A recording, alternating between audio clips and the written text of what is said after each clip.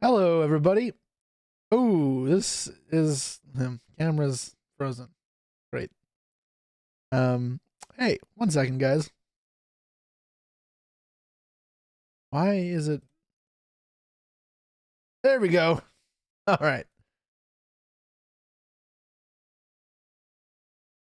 Okay, so since the last Yu-Gi-Oh stream, MBT has suggested that we are quitting Yu-Gi-Oh, which means we have to watch his video talking about how we are quitting Yu-Gi-Oh apparently, and I'm gonna be mean to him. I'm gonna be super snarky to everything he says because I have to, right? It's payback. Otherwise, I got a bunch of React content lined up today. I just feel like I have a lot to go over. So, yeah. Change shirts. I didn't. The thing was just frozen from yesterday. It's the thought that it's the stuff from yesterday. I did not. Yo, his clickbait worked so well, and it helped because we all posted it on Twitter. His views are fucking popping off. His video, it's doing crazy. And my camera's gone again. What? I reactivate it. Yeah, there it is. I don't know why. That's weird. So yeah, React content. I want to do the 2015 recap. Finally, we've been talking about it for a while, but it's super fucking long. So We will do that today. And first up, let's react to this MBT here, who apparently says we're quitting Yu-Gi-Oh. So I can't let this stand. I'm not quitting Yu-Gi-Oh. Make it clear. In fact, I just had a conversation. I wasn't quitting Yu-Gi-Oh. MBT was in the chat for that, and still during that, he puts me in the thumbnail. And a lot of other players. He put my entire world team on the thumbnail. So you see Ryan posted on Twitter, it's like question mark, I'm quitting, and then Jude in response is like, yeah, your whole team is quitting. No, we're not. They're still gonna be here. Now I get to leech some content from him. I gotta steal some of his views because he's fucking popping off with this. So now we gotta steal some back. You know, it's not fair that he gets to clickbait using our faces, and it's time we get revenge. All right, so as always though, even though this is a scam video, let's like, subscribe, post a link in the comments, and let's see what MBT has to say to this about this topic. If there's anything new, or he's gonna say the same stuff that we kind of looked at the other day. Let's take a look. You can't believe I'm quitting after last night. I said I'd never quit. Hey everybody, Joseph Rothschild here, aka MBT, and been a bad week for Yu-Gi-Oh. Okay, so people are so doom and gloom. It's not that bad, and then people exacerbate it with videos like this. But this is the worst part is I don't blame him for doing this. Look at how many views this is getting. Jessica Robinson's video also just popped off. Like, do I just have to make Yu-Gi-Oh's dying video in order to get views? I don't want to feel like I'm spreading bullshit though. Is Ray quitting? No, none of us are quitting. Josh isn't quitting either. I think most of those people aren't quitting. He put like a bunch of people that aren't quitting on the thumbnail. we should probably talk about this Jess video, right? In a video uploaded earlier today, Jessica Robinson, a professional player from EU, revealed that she is stepping away indefinitely from competitive... Yeah, she actually is, or she's at least said that she's quitting. That's fine. Yugioh. This comes on the coattails of at least a dozen professional players online, either through YouTube or Twitter, announcing that they're taking a hiatus for one reason or another. The reasons that Jessica describes in her video shouldn't be particularly shocking to anyone who takes the Yu-Gi-Oh! Trading card game seriously. They're the same reasons that pros have been echoing for the past couple of years, the same reasons why we keep getting this perennial news cycle of people feeling frustrated and burnt out on the game, and they're the same reasons that Konami seems completely willing to ignore. Obviously, Jess's decision to step away from Yu-Gi-Oh! Is her own decision, and I don't want to project any insecurities from the crowd upon her, but I think it's worth interrogating some of these larger reasons that keep cropping up and the mechanisms by which Konami could resolve them. It's just going to be the same video, pretty much. I mean, why I have no idea why they haven't. Like, that maybe is a question as well that should be answered. So let's begin with a little bit about Jess. Frequently, these Yu-Gi-Oh! Is dying videos are easy to ignore. They come from individuals who picked up the game last week and were frustrated by how complicated it was. This is a pretty realistic perspective for new players, but it's important to recognize that it's not what's happening in this video. She has a ton of really impressive finishes over a ton of different years, and she's been in a Why didn't I tell you were quitting? For the game. Because I wanted to keep you all on your toes, that's why. Talking about how Yu-Gi-Oh's gone woke because you can play as lesbian VTubers. This is one of the game's best, clearly elucidating a really specific picture of why she's stepping away. So let's talk about the reasons. Firstly, Konami treats its top players really badly. So Farfa, you can just turn off the video right now, but I want to draw a specific analog between Yu-Gi-Oh! And Magic the Gathering. In Magic the Gathering, household names are absolutely... I'm not sponsored by Konami, I can say it. Yeah, they don't treat us the best. I mean, like, it's not like they abuse us and kick us to the like road and shit. Like, they do nothing to help us. Like, they do nothing, really. I'd say they do less than the bare minimum in a lot of ways. It's kind of rough, which is why I have to resort to like content creating, coaching, selling on TCG. Obviously the prizes, but whatever. Yeah. Everywhere. The individuals you might be following on Twitter, you might be subscribed to on YouTube, who are crushing leagues and you're excited to see play on a main stage, community figures are front and center in a lot of WotC's branding. Be they revealing new cards for sets, helping with commentary at events, or just generally keeping people engaged in the game that they all play together, Wizards of the Coast does a fair amount for its pro players. Now, before I get too many magic heads in the comments telling me that actually the pros are treated very poorly at Wizards of the Coast too, you have to understand where I'm coming from. I don't know about all of you, but as a child, I thought that a dream job would be making a living off of the winnings from card game tournaments. And yeah, obviously. Even though Wizards of the Coast does provide winnings to individuals who make top cut at their events, certainly it's not enough to pay the bills. That's in direct contrast to Yu-Gi-Oh! Where currently, if you do well at an event, you get almost nothing. Jess talks a lot about this in her video, but she punched her ticket last year to the Yu-Gi-Oh! World Championship, meaning she was recognized as one of the top players in the world at the card game we all know and love. After wiping the floor with most Europeans, she went to the World Championship and wiped the floor with more individuals, getting a top 8 finish at the literal most prestigious tournament in Yu-Gi-Oh's history. And what did she get for doing so? Yeah, you know, nothing. She literally got nothing. In the video, she says she walked out empty-handed. This prizing scheme has been replicated time and time again in Yu-Gi-Oh, and it's truly frustrating. Did well at a local tournament? You're probably receiving your prizing in no prize for top 8's big kind of deal, crazy. It's just locals. Did well at a regional? Josh Well, said she didn't go empty-handed though.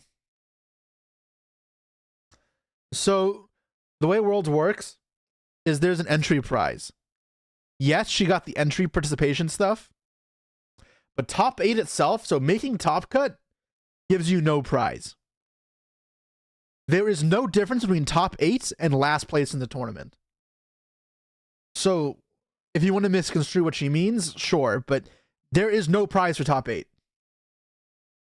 That one is not like a debatable fact. That is fact. I've gotten top 8 before.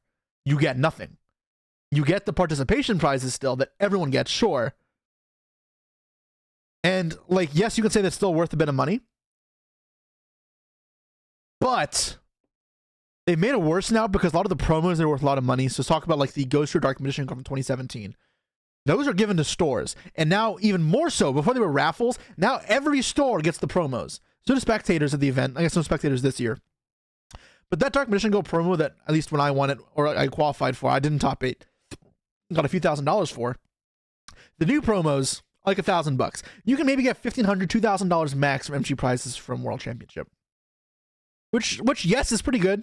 That's not the end of the world. Like, that's fine. I don't think we really need to improve that much. I'd rather they didn't give the promos out to everybody and they were more exclusive to the actual competitors of World Championship. But like, if that's the pinnacle of your tournament, $2,000 is not crazy either. And at that point, just make a goddamn top 8 prize, or don't make it a top 8. Because I went undefeated in Swiss in my World Championship in 2018 that I got top 8 at. I literally played the person I beat in round 5 in top 8, and I bricked twice and lost. It fucking blows. And besides that, I got nothing. Entry prize and travel accommodation were a prize. If you want to make that argument, that's fine, but that still doesn't change your argument that top 8 gets nothing in addition to the last place. They could make the mat, like the top cut mat, top 8 instead of top 4 only. Because top 4 gets prize cards anyways. That mat's like $2,000. At least a $2,000 prize. Even if it's not that crazy, even if that is the bare minimum, that is still better than nothing. Literally just the world's top cut mat would have been a start. Instead, only top 4 gets it? Why? Why even have top 8 then? Just mentioned how hard it is to sell the mat. Yeah, kind of. If you know the right people, it's not that bad. Like, I guess I don't have that problem because I'm well connected in the sellers community as well. I wouldn't say it's that bad. It's harder in the West. In Japan, it's not that bad. But if you're not in Japan for Worlds, or you don't know how to deal with the Japanese business people, it can be kind of rough. But I mean, like, you'll be able to sell it. That's not the biggest problem, right? Like, if you're getting stingy about the price, then sure. But you can definitely sell it. It's not that crazy.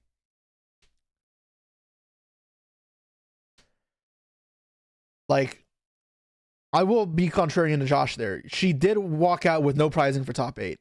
That is empty-handed for that. There was no prize for reaching top cut of that tournament.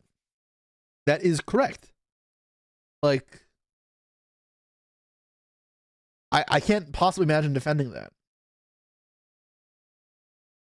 Worlds is probably the best tournament of the year. I mean, it is the best tournament of the year. It's, as a player, it is the only time I feel appreciated by Konami. And to be honest, if they just made top 8 prizing, it'd be fixed. That's the only real like issue I have with Worlds. I think Worlds is the Yu-Gi-Oh tournament that doesn't have huge problems. But so I'm not like harking on them to make Worlds like a better tournament, because if anything, that is the tournament that's not as bad. However, I think her wording of empty hand is dishonest. Nah, I think it's fine.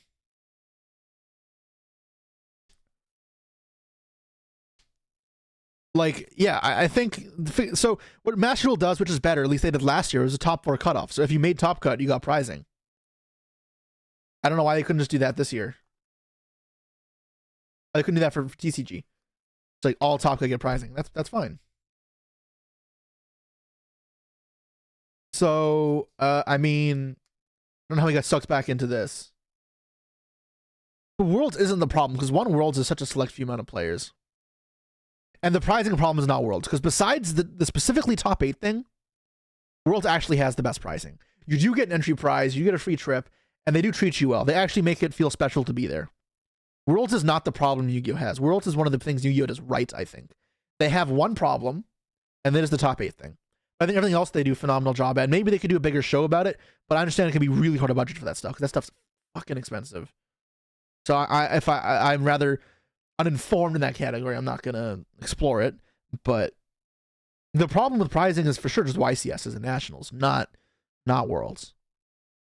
Not that like there isn't a problem, like, but if my focus is on any of the problems in Yu-Gi-Oh, that is not something I'm gonna fixate on anyways. So whether we agree or not, whether Jess went empty-handed or not, it's irrelevant to the problem. Like, it's not really the problem that Yu-Gi-Oh has, but whatever. Anyways, let's go. Mat and a deck box, because that is what you're getting. Now that you've done well at a regional, you're headed to the national tournament where you can compete for another rubber mat and a deck box. Sure, Wizards of the Coast isn't super generous with their prize pool, but in Yu-Gi-Oh, the prize pool is non-existent. Usually individuals are fighting over a rubber mat and occasionally a Nintendo Switch, a 7-year-old console at this point. Now, I understand why a lot of people don't see a particular problem with this setup. It's one of the reasons why it's been widely reported that Kazuki Takahashi said something to the effect of he didn't want money coming into Yu-Gi-Oh because it would make it feel like seedy gambling in a basement somewhere. With the understanding that you can't play cards for a living wage, why would you even put money in the pot anyway? Just give people the clout of winning, which they can then translate into something sustainable by making videos about their deck profiles or something. But honestly, this is just completely at odds with the reality of modern cardboard. Decks like Snake Eye Fiendsmith are creeping into the $2,000 range. If it costs an arm and a leg just to compete, shouldn't you get some sort of return on investment if you're willing to put in the effort to actually do well? And as for seedy gambling, card games have just been normalized to the point where I don't think that's realistic. Lorcana, the game in which you cast Disney characters and sing songs together, gives out 5 digits of prizing to people for making top 64 at Yeah, I mean, I think like that's obviously hyperbole as well, right? Like, it's important to note that that's still just prize cards. The prize card structure we have needs to be improved for sure. Like, that's not even a question. They have more prize cards given out. They also have more desirable prize cards, but a market's demand and the IP that's behind it will drive prices. So you can't make it fair. Like, Konami can't control if a prize card is worth nothing or not, but they can try help make it worthwhile, right? Like, bullshit vanilla obviously is going to be worthless, but if they made like actual desirable prize cards and then also extended the prize cards to be for higher on top cut, they had multiple different prize cards, right? So one for top cut and then one for like top 4 and then one for the winner, right? That could be a way to go about it. And then you make them all unique and special and desirable, and you drive at least some demand. And I wouldn't expect these cards to go for 5 digits because the IP is not as big as Disney, and you can't like force that. But it still helps. And then obviously the other thing is like is with these new games like One Piece and Lorcana is the markets are brand new, so they're fresh. They may be volatile, they may collapse. So I wouldn't read too much into that pricing as like being too crazy. So I think people use it as like an analogy way too often. There's very little incentive to push yourself as a pro player. Yes, you can stoke your own fires of self-determination, but the hours that you spend practicing the game are going to come at the realistic cost of your ability to hold down a job, relationships. To put in the effort necessary to be really good at this game, you have to make sacrifices somewhere. And when those sacrifices come at the benefit of quite literally no money whatsoever, it can be hard to say yes to it. The second reason that a lot of people are taking a break at present is because the format is really bad.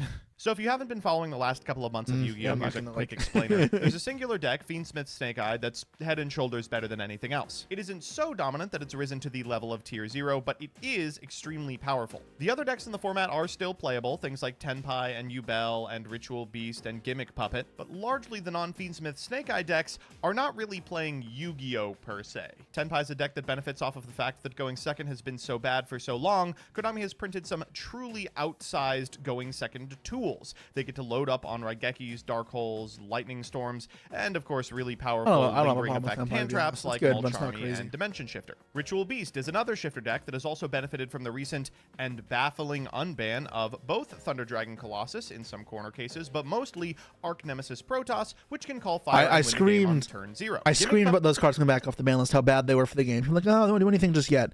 Or don't do anything. But like the thing is just yes, right? So the time comes when they become toxic, and we are at that point now. So I'm very unenthused about that. Kuroko Deo, thank you so much for the sub. Appreciate it. Up at FTK is just an FTK. I thought there's like a legal FTK with tops at the YCS level this format. Why are we all okay with this? A lot of people are quick to blame the problems of this format on Fiendsmith Snake Eye, but I'm going to be completely honest with you. I feel like it's the only deck in the format actually playing Yu-Gi-Oh! It's incredibly expensive, incredibly challenging, and the time that you spend learning the deck can be completely nullified by a tournament run in which an opponent just opens Shifter on you a whole bunch of times. Jess expresses frustration in the video with the state of things. She talks pretty directly about how the big names in the community, individuals who were consistently placing at events, really didn't at the last couple. That's because the way the format is structured, Fiendsmith Snake Eye is extremely powerful and extremely complicated. But the things that beat the strategy, things like Dimension Shifter, aren't too difficult to figure out how to use optimally. As a result, individuals spend a lot of time in this format preparing for scenarios that are never going to happen, because unfortunately, frequently you're going to sit across the table from your opponent, get outdrawn, and lose on turn 0 to an effect that your opponent activated at the first possible opportunity. It's a weird scenario insofar as the best deck in the room requires a lot of skill to pilot effectively, but every other deck in the room requires almost no skill, just the ability to outdraw your opponent. Unlike other formats, including some tier 0 formats that I've been particularly outspoken about, the people who are doing well this format are largely professional players that are extremely skilled, but also individuals who have completely missed people who are one lottery ticket away from $1 million, opening Mulcharmy's Shifter every game 3. These two huge problems have coalesced into a kind of crisis. Professional players are feeling like their investment isn't being returned, both in terms of time, where their run can be stopped by an individual who is way less practiced than they are, I'm not a and fan in of this terms of format. money, I mean, where they're investing a ton of cash into cardboard that isn't being reciprocated at all. As I've said in previous videos, this is in the face of a bunch of nascent card games that are promising a return on investment. I've been to bat for Alestrals a couple of times because I think it's fun, but it's hardly the only game in town. Lorcana has already attracted a significant amount of Yu-Gi-Oh's best. Christian Uranus posting about the Bucky ban. Dinka Pham can't go 5 minutes without talking about what song he's gonna sing. And at base, I kinda can't blame him. I play Yu-Gi-Oh! Because I think it is the literal best game in the world. But that doesn't mean that I don't spend some time at locals looking over at the tables of people playing One Piece and having a great time and thinking, is it that much better than its competitors? Is it worth putting up with the company that cares this little about the people playing the game just for like a 2% better play experience? And am I willing to sit through enough rounds of Shifter Mulcharmy to make up that difference? So with that all out of the way, let's talk about some potential solutions to this problem. First, let's talk about the prizing. This one's easy, just give us prizing. I know, Kazuki Takahashi didn't want the game to include money as a form of prizing. I'm pretty sure similar to what I said. For a very short period of time after events returned post-COVID, people were getting starlight sheets from the prize wall. How hard is that to give out to top performers? Sure, there is an additional transaction involved where you have to contact someone on the secondary market who's looking, but those were going for like $20,000. Like that seems like a reasonable amount of money to win for like performing at the national tournament. In fact, the prize wall for side events is actually a pretty good indication of how you could actually reward people without just handing them cash. Why are giant cards not a consideration for main event? Why don't we have they are now, they do oversized, which is stupid to event anymore? Yeah. Hell, One Piece is doing this better than we are, and they've been making a card game for 6 months tops. Not to repeat Jess's example, but the fact that an individual can be recognized as one of the top 8 players on the entire planet and walk out of a tournament with nothing is embarrassing. And secondly, with respect to the format, there's no easy way out of this. Again, a lot of people want to put the blame on Snake Eyes and say, oh, well, Fiendsmith Snakes is so unbelievably powerful that we have to resort to these lingering hand traps that win the game for us with no input. But cards like Shifter are going to be good if Fiendsmith is in the format or not. It doesn't take a genius to recognize that if you ban some of the cards out of the top deck, the next 6 or 7 best performing decks are still going to load up on tools like Evenly Matched. I think what needs to happen is on this upcoming ban list, instead of just hitting cards for power reasons, there needs to be a deliberate design philosophy behind it. I've talked about this a great deal on some of my ban list videos, but it's frustrating that it seems like ban list to ban list, there's no through line as to what Konami wants Yu-Gi-Oh! To look like. I don't know if I agree. I think do you want lingering effects that are hard to track and require no skill whatsoever to activate to dominate? They've been doing a solid do you want job, insanely complicated like, nuclear fusion style combos to reign supreme? Or do you want some secret third thing? A place where those lingering hand traps aren't specifically available to every deck. A place where there are a myriad of decks with different playstyles, none of which feel frustrating to play against. I lived through AGOV format. I know you can do it. At this point, unfortunately, curating a ban list so that such a format arises would require like upwards of 70 hits. I'm not just talking about like taking Flamberge out to pasture and putting Shifter to 1. Like, you probably have to ban everything up to and including deck lockdown. Regardless, I think this is sort of a come to Jesus moment for Konami. I don't think the current direction of the card game is going to kill it, but it's going to take the individuals who are responsible for the most thought being put into the game, the professional players that largely dictate how the game is played even at a local level just by disseminating lists and information, to become disinterested. And if that happens, the game is absolutely going to suffer. I think it's worth doing what we can to reward the people who are performing. Otherwise, they're all just going to have to start YouTube channels to put food on the table. Or yay! Or another YouTuber. I mean, you have to do that anyways.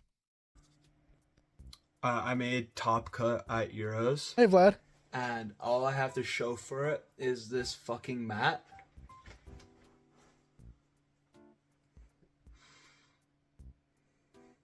Cool. This video has been brought to you by Top 64E. What did it say? Cool.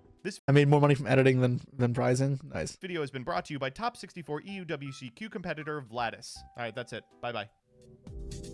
I'm curious, like, so who on this thumbnail, who's quitting even? So Josh isn't quitting. I'm not quitting. Nesh isn't quitting. Ray Dye isn't quitting. Billy hasn't played in years. He's a Konami employee. Pack isn't quitting. Who's there at the back? I don't know who's there at the back. And I have no idea if Shuping is quitting. But I have no idea. You changed the thumbnail?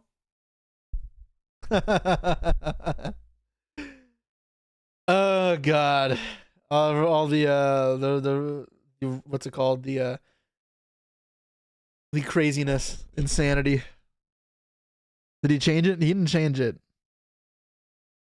The thumbnail is obviously clickbait. I know it's clickbait. And it did a damn good job.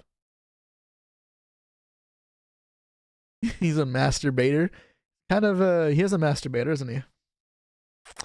All right. Well, that was, I mean, he didn't say anything crazy. He got, it's just riding the wave of hatred that everyone else is on. So I'm gonna ride the wave as well, and hopefully the React videos do well.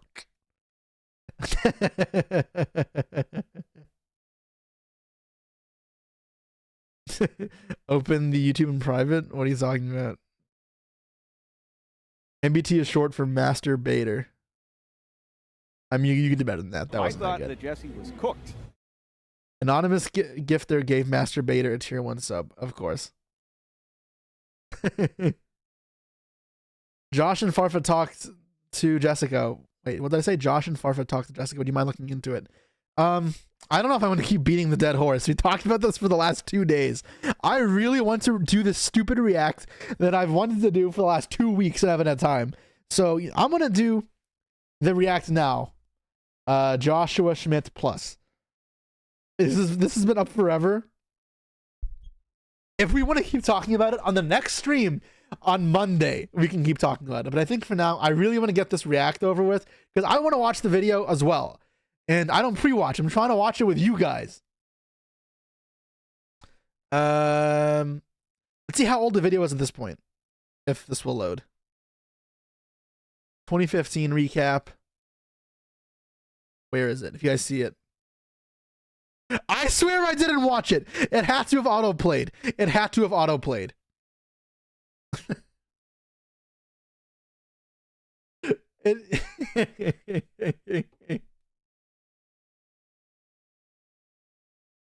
I didn't pre-watch. I swear. The paleo was a great. Where's the one? I like this one. It looks so stupid. I love this. This is a great thumbnail. I can't believe I can just post a paleo replay. This one probably is worse than one. I love this one though. It's so fucking stupid.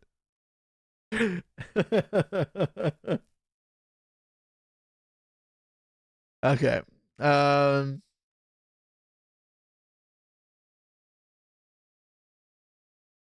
Wait, what? I clicked on the wrong video. I did, right? My bad. We can watch that reaction at the time. I want to do this. And it's too bad. You're putting up with it. It's going to be long. Let's playback speed 1.25, I guess.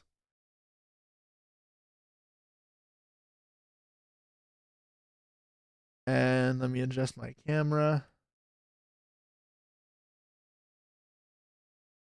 Go right above Josh. There we go. And then we also need to make sure that you guys all like and subscribe to both Josh and the original creator of the video. The original video by TheLawYGO. Make sure you are subbed to this video, sub to the creator as well. You sub to both of them, like both the videos, and we'll leave this running in the background so they get their view time as well. So I'm not trying to leech entirely, but yes. 2015 was 9 years ago. Yeah. So yeah, so we're gonna look at the 2015 react, 2015 recap today. We're gonna react to Josh's react. We keep doing this, the Reaception, if you will. So we get to hear Josh's opinions as well. And through 2015. 2015 was the year I got my first top.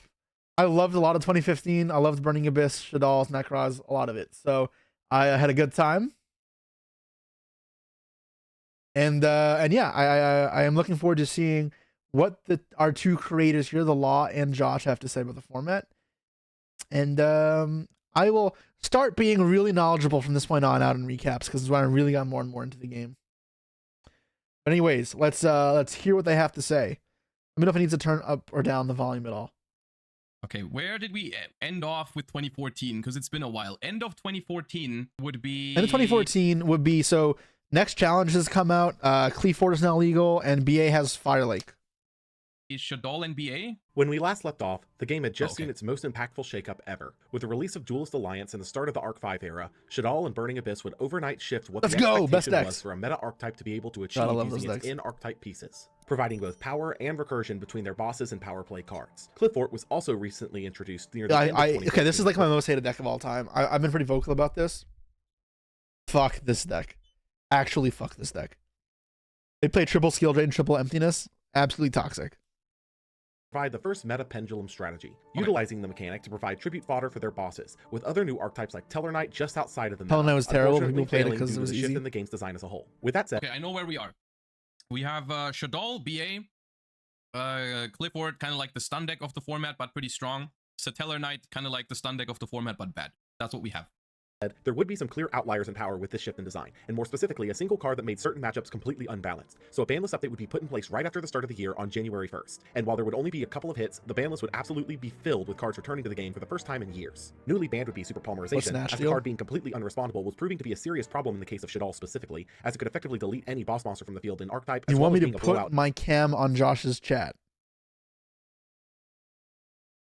Well, then we can't read Josh's chat, or you guys can't see his chat. We'll have both of our chats going at the same time. That's fine. Super probably got banned. Snatch Steal went to 1. I honestly, like, the biggest thing with Snatch Steal, it's 1. That card was too good at the time. I mean, it wasn't like crazy, but it was definitely really good.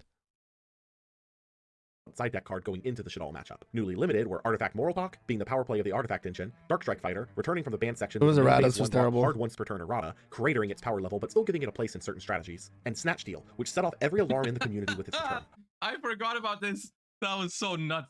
Doesn't this go back to ban, like one ban list later? Yeah, I literally got banned immediately. Permanent Monster Steal was a massive power swing, especially for the time period, and as such would immediately move from here to be a staple card in literally every deck of the format, which we'll see very soon. Newly semi-limited, and all returning from 1, were Honest, Yugioh Guardian, and Dark Hole, all seeing decreased usage in the meta, with Dark Hole initially, but being disregarded due to the graveyard triggers of almost every meta deck. Lastly, unlimited were Gale the Whirlwind, Abyss Gun, Reborn Tengu, Reasoning, and Transmigration Prophecy. None of these mattered. Reasoning mattered a little bit, I guess. Though, looking back at it, I do feel like I'm trying to imagine the format, right? Shadal, BA, Clifford, Teller Knight, like, I can't really blame them for thinking Snatch Steal was okay.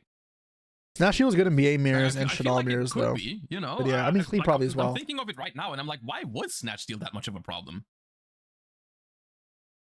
to varying degrees being power crept by the modern metagame, though some here would find new homes very soon. All in all, this list only had 2 hits, both seemingly targeted at Shaddoll, which was interesting as by recent results, Burning Abyss had already overtaken Shaddoll's top deck position, which would lead most players to closely watch the next couple. By the way, we are in a phase right now where early 2015 Josh was giga coping on Shaddolls, right? I won my first YCS in 2014 with Shaddolls.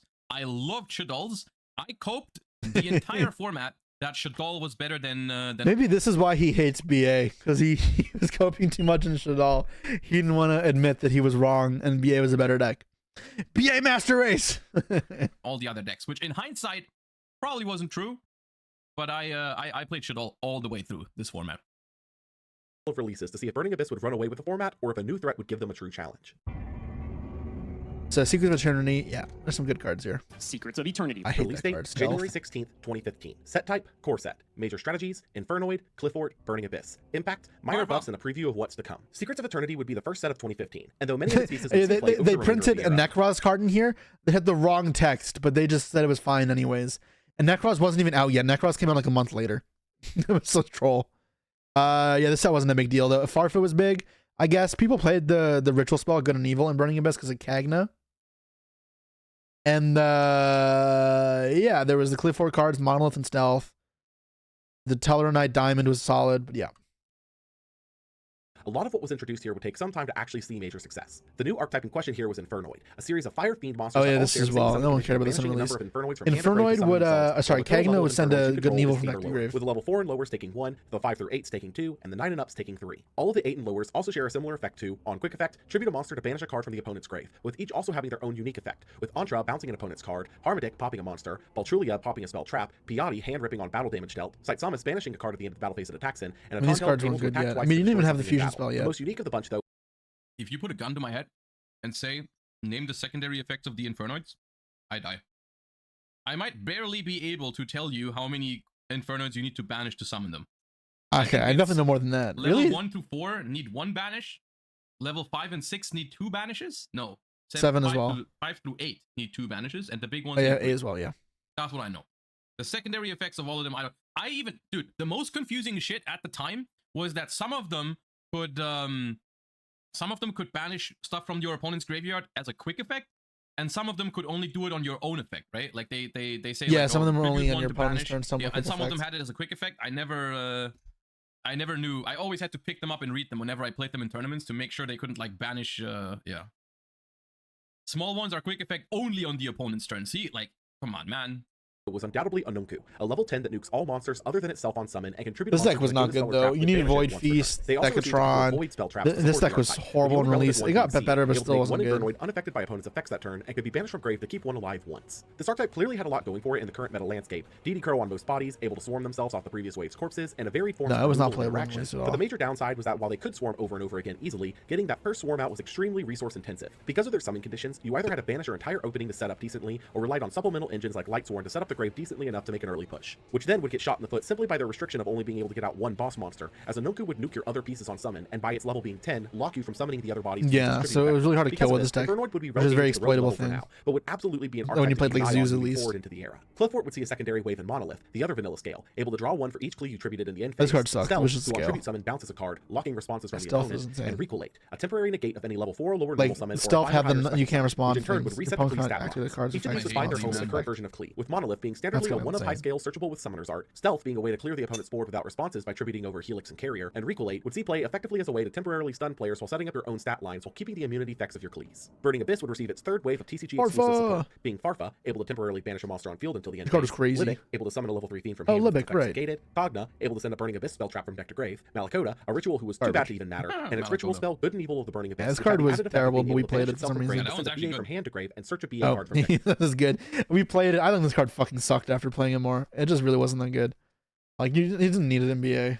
hand. This wave would do a lot for the deck by being better effects on the whole than the previous waves, although the new boss was borderline unplayable by being a ritual monster. However, thanks to Kogna specifically, Good and Evil would actually find itself teched into some BA builds as both a way to trigger the hand BAs and search for Fire Lake from the deck, which was unquestionably the best BA spell trap. There was also 3 more archetypes introduced here, all seemingly Oh out of right, these place, but they all lacked the got remainder of their support before they even came out. I thought Rampengu and Yasenji were also in here. Yeah, so these all 3 got support, and this is the correct spelling. But the original Prince of Dance Princess was just the wrong name for Necroz. It was so troll. But obviously, like, it worked the intended way. I do not like spiritual beasts. Senju's whatever. Necroz is cool. Jinlock was not, though. Archetypes, being that of Yosenju, Necroz, and Ritual Beast. As this Dude, I forgot. We're going to be looking at Necroz today. Pog Champion. I forgot. That's so dope. Yeah, they released this before Necro. This is the first Necroz card in the TCG. set came out in the OCG after the next pack we were set to receive did, so as such, these pieces will be set aside to talk about in an upcoming section. On to the one-offs. Performapal Part Naga was a 3-scale that could boost the Performapal from the scale. This But more mattered. I importantly, said was a mattered 3-scale for some that was Pepe searchable decks with later. previously released King of the Fail World imps. Nymphs, a point that Yeah. will become more and more relevant over the coming months. Similarly, Gigabyte was another king target that could special summon itself if you control a Force spellcaster Pretender. and floats into a differently named Performapal 1500 and 200 stat monster on destruction. Also seeing relevance later in the year. Unizombie could, by discarding a card or dumping a zombie Oh, I forgot from about deck to this. This was so cool. I wish this card was a foil. It was a common, but it needed more support for it to be playable. But this card was awesome. boost a monster's level by 1 once per turn for each Dumb method, hands. being a critical setup piece for zombie strategies. Gem Knight Lady Lapis Lazuli was a fusion of the vanilla Lapis and another Gem Knight. Dude, Sure. Did you really unpin the video link and pin the Secret of Eternity? The Secret of it? No. Keep the video pin. What are you doing?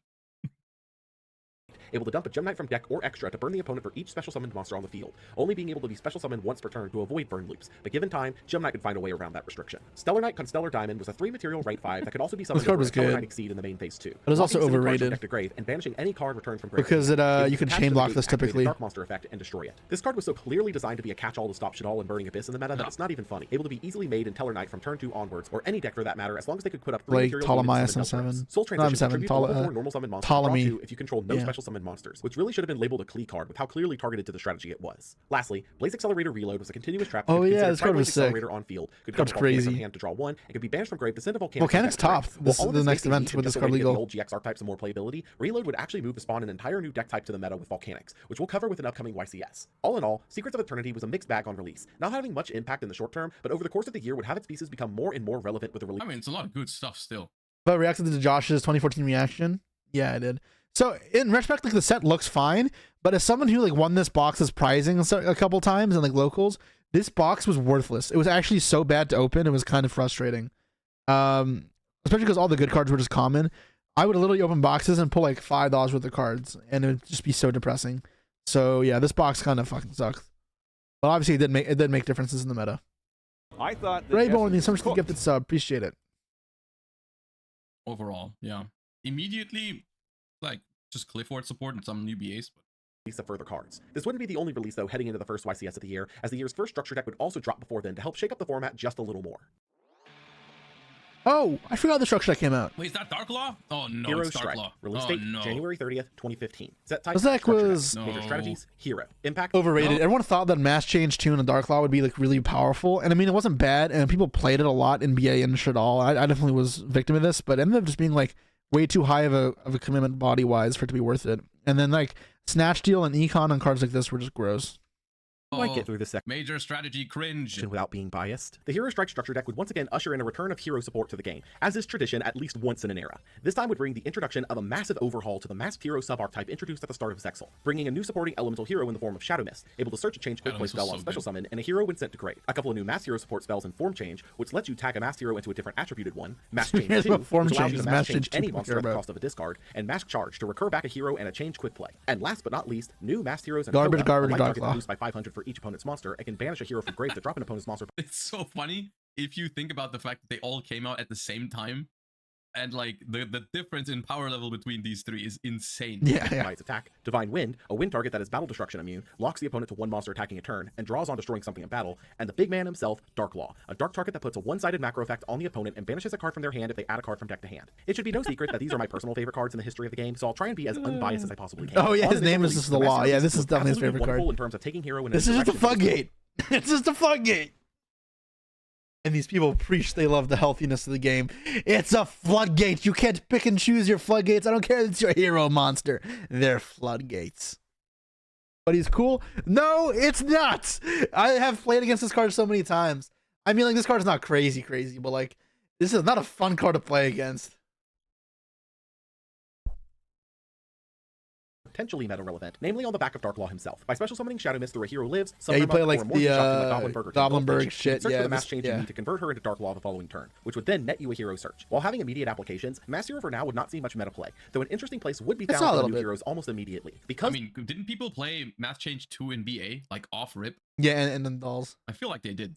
the newly released Mass Change 2 could change any monster into a masked hero, there was no need to run all of the hero cards, as you could instead tech it in your side deck in any predominantly dark strategy, like Burning Abyss or Shadal, to make Darklaw out of any dark body. Was this super relevant? At this point in time, not really, but it was a solid option playing The Law himself, thank you for the 7 months, appreciate that. Keep doing what you're doing. into Burning Abyss specifically because the only in-archetyped outs that they played were Firelake and Virgil, as Dante couldn't boost itself under Darklaw, which meant that they had lost substantial resources to out the macro effect. YCS Charleston would be held the same weekend.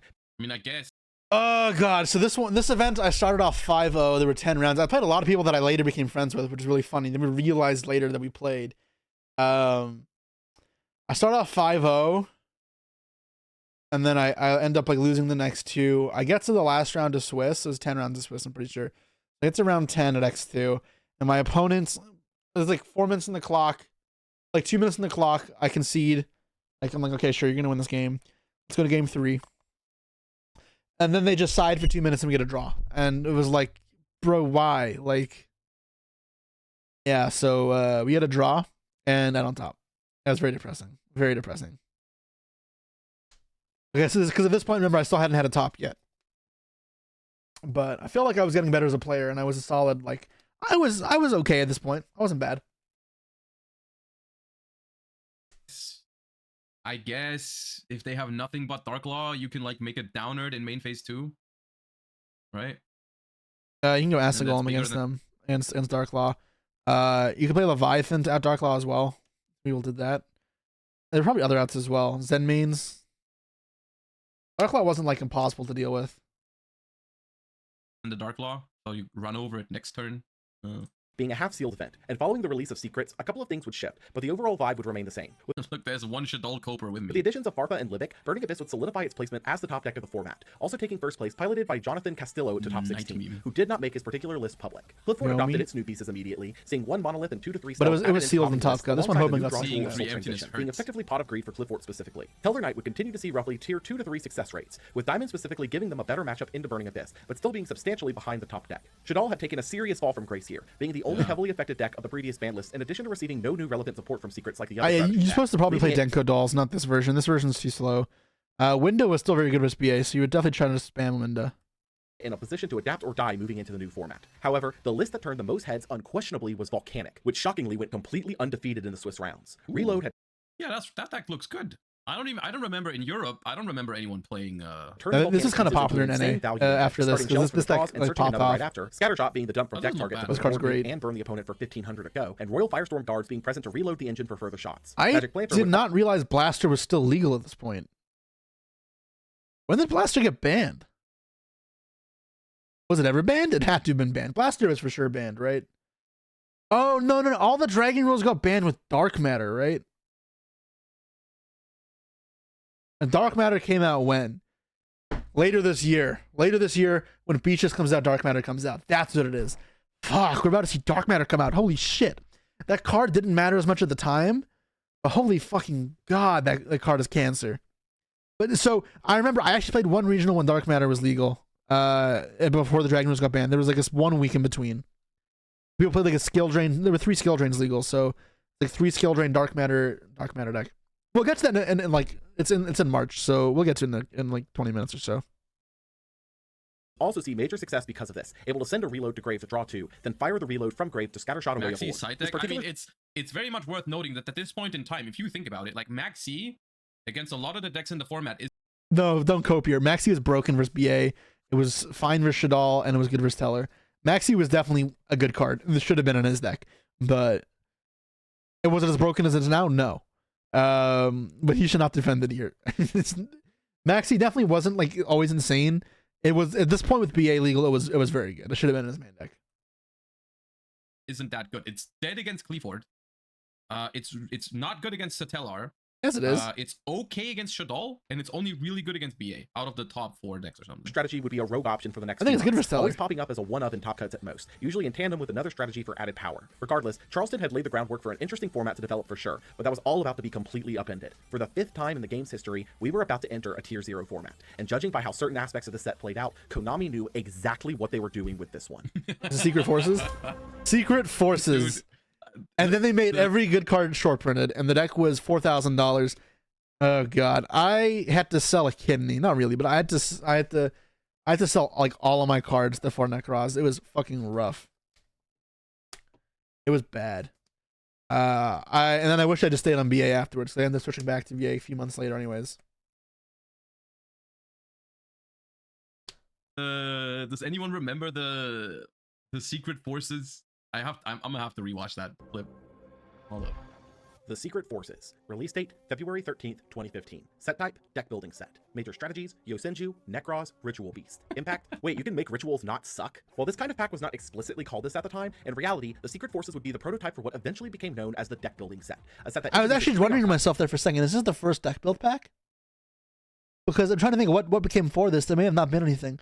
This, in retrospect, was just such a crazy set. It had good reprints in foil upgrades, like Manju.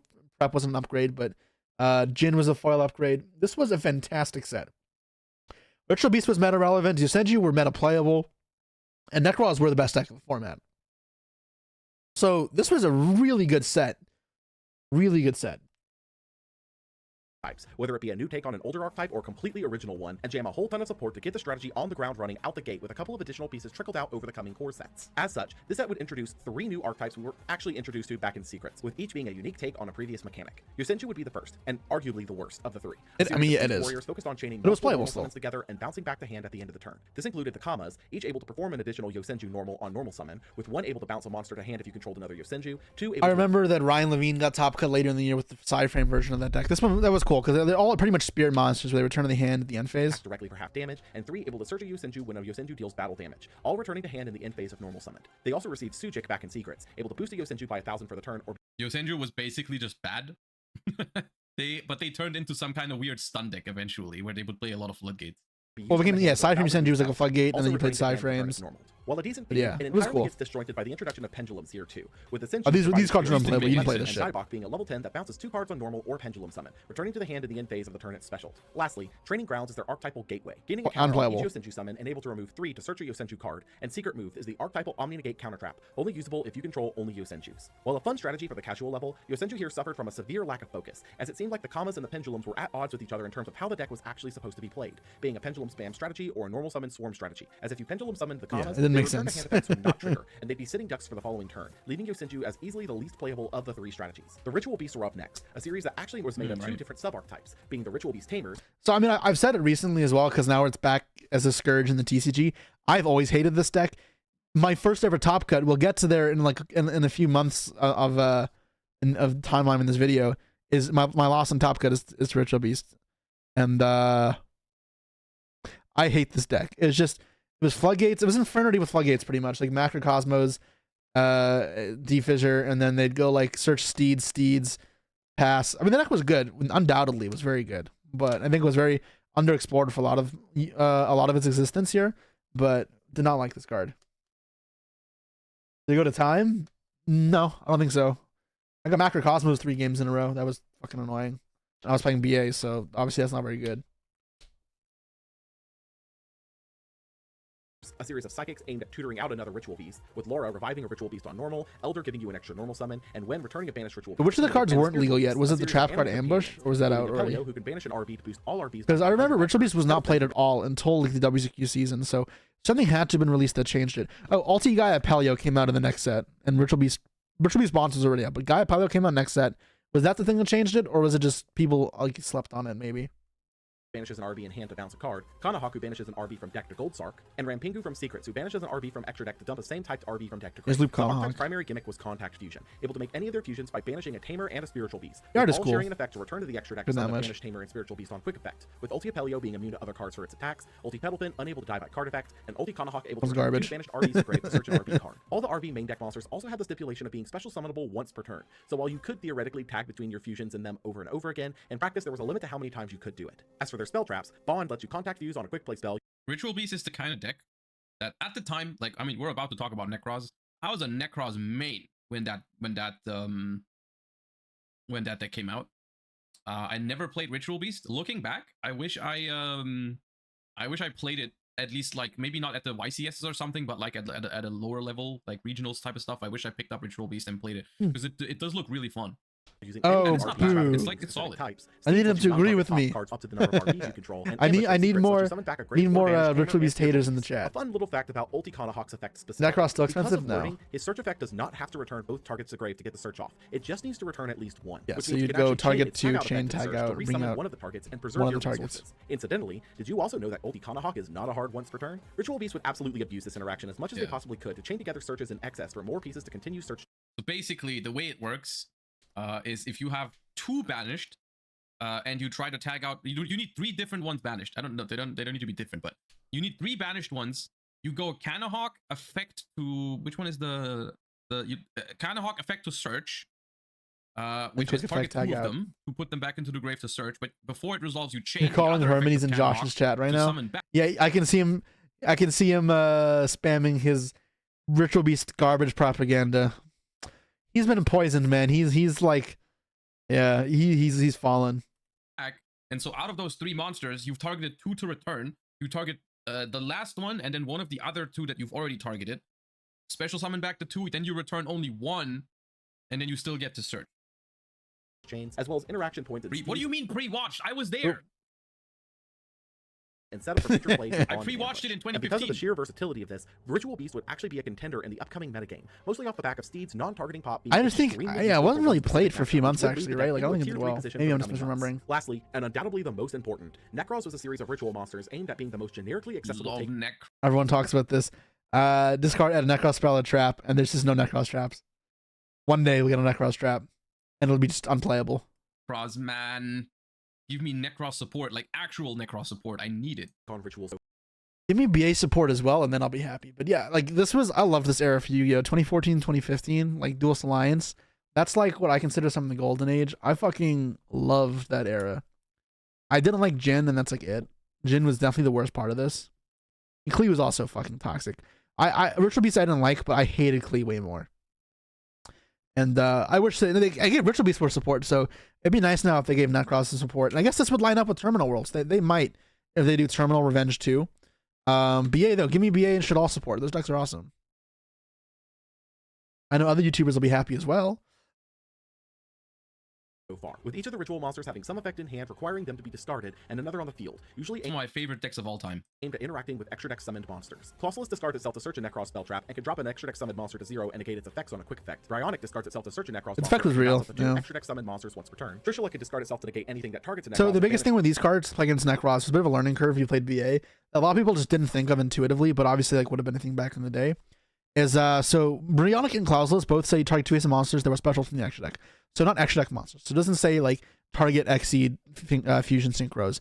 It says target monster summon from the extra deck. So in BA what you do is you notice these have a bad stat line. These actually can't attack over Dante.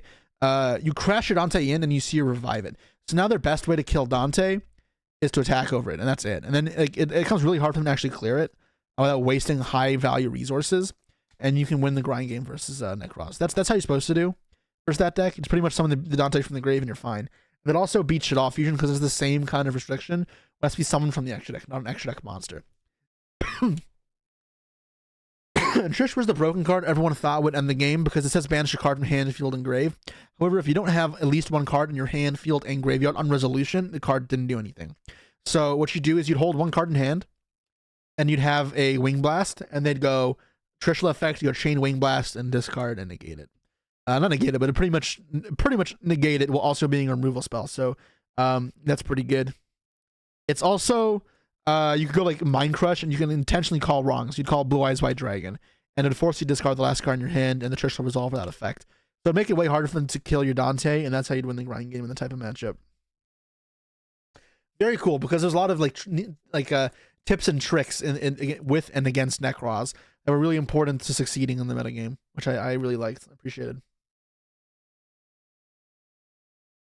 A card from hand, field, and grave on summon. Yes, you do have to hit one of each or none at all. Yugioh can discard itself to recur a Necroz from grave to hand, and is skill drain for extra deck summoned monsters. Valkyrie can discard itself and banish a Necroz in grave to negate an attack and end the battle phase, and contribute up to 2 monsters on field or in hand to draw that many cards. Card is awesome. Gungnir can discard itself to make a Necroz immune to destruction that turn, and can discard a Necroz to pop a card Gungnir's on field. bait. As for their ritual spells, each has an effect to banish itself and a Necroz monster from grave, while you control no monsters to search another This card Necroz just spell, sick. with each also having its own unique gimmick. With Mirror able to banish Necroz tributes from grave for the summon, Kaleidoscope able to use extra Necroz monsters for the tributes, also able to live in the summon good old days. Necroz off of one monster tributed, and Cycle from Secrets able to ritual summon a Necroz that's in the graveyard. Lastly would be the singular non-ritual Necroz that was important at this stage, Shurit, able to consider itself the whole tribute for a Necroz ritual summon. I mean, Exit and Sage are both playable, so like, I wouldn't say that. People played sometimes one of each. Dance Princess was also still playable. Obviously, none of those were 3-ofs, and they were good in grind games for sure. But Shurit was the most important, hands down. Monster when tributed. It's these, don't ask. So in case it wasn't clear, Necroz was one of the most consistent decks to ever exist in the game's history up until this point. Thanks to years of ritual support waiting in the backlog like Manju, Preparation of Rites, and even the Prep Rites was so good. Usage with Kaleidoscope, you had easy access to literally every single card in the archetype thanks to Bryonic. What about Great Sork and Exa? Those didn't become relevant until later. But yeah. Sork is out, it's called the Cult Stage, which right? included Clausulus, who could search the spells. While their power level would be seemingly lacking due to mostly being reactive effects, this was all just on paper, as regularly a Necroz player could set up their resources on the first turn to block you from advancing even slightly, and completely run you out of the game after with proper Well, there's also Necroz, basically, outside of Floodgates, Necroz has answers to everything, can grind incredibly well, and cannot die because of Valkyrs. That was their thing, right? Like, the Necroz mirror match, and this is the most important interaction. We're going to talk about Jinlock in a second, but like the most important interaction for the Necroz format is the Trishula interactions, where in order to banish a card from field, grave, and hand, you need to hit one out of every location. So what people would do in Necroz mirrors is you would try to empty your entire field. Yeah. So you go would pass Valkyris, on draw nothing. 2. The perfect Necroz end board. First of all, Necroz would often blind second, but literally the perfect end board of Necroz was nothing. You would pass on no cards on the board in order to not get trished by your opponent. Because if you had no cards on the field, they could not trish you. And you couldn't die because you would set up a Valkyris in your hand. Because Necroz can basically draw and search however much you want. And this is further facilitated by the fact that the Necroz ritual spells search you more Necroz ritual spells if you have no monsters, right? And so the ideal play was to like summon, you would normally summon a Manju or a Senju on turn 1. You would put a Necroz of Unicorn next to it with a Kaleidoscope by sending Herald of the Arclight. You search for Valkyris. Then you would summon Valkyris with one of the other ritual spells. And then you would go rank 4 into Daigusto Emerald or Laval Chain, but that's a different story. Laval Chain can send Jin.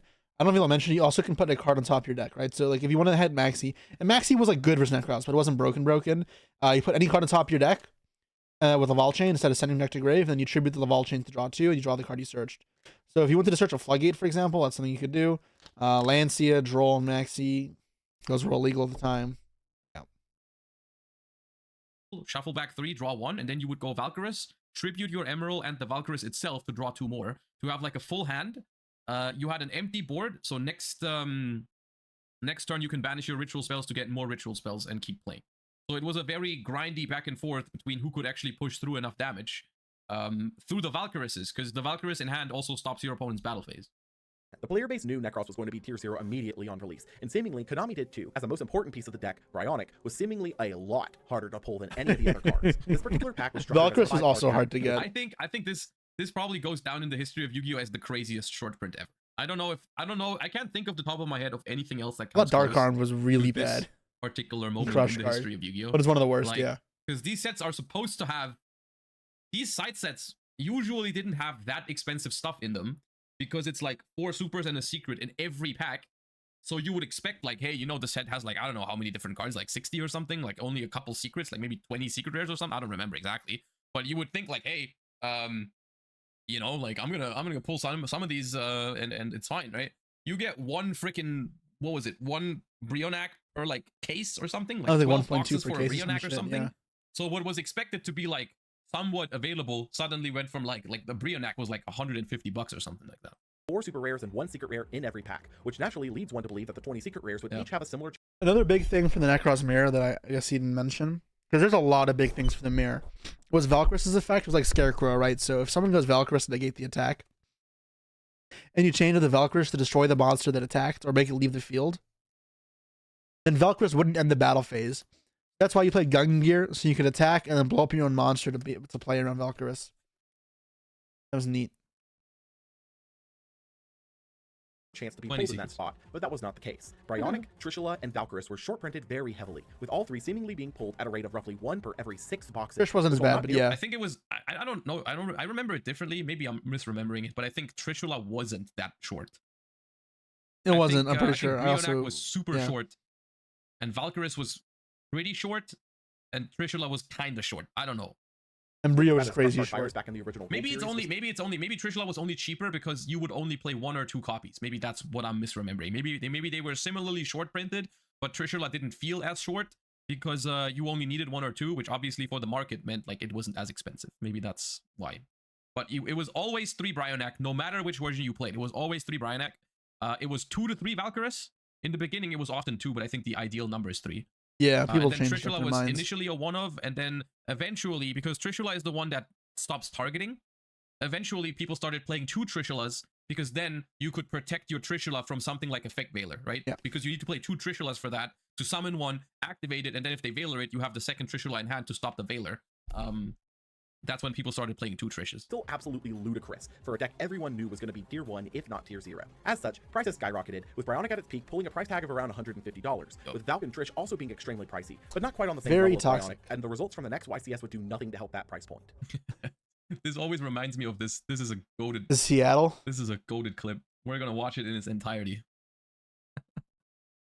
Oh man, this is one of the best Yugi tubing videos out there.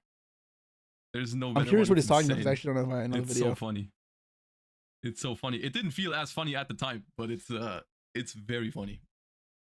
Watch them pull pink dolphins. YCS Tacoma would be the first event held after the Secret Forces released on February 15th, and though it really was it only 22 Necros? I thought it was more than that. But yeah, Necros dominated, and then this was NA, so NA did draft for top 16, so we don't actually see who wins the event. But I'm pretty sure the we missed the clip.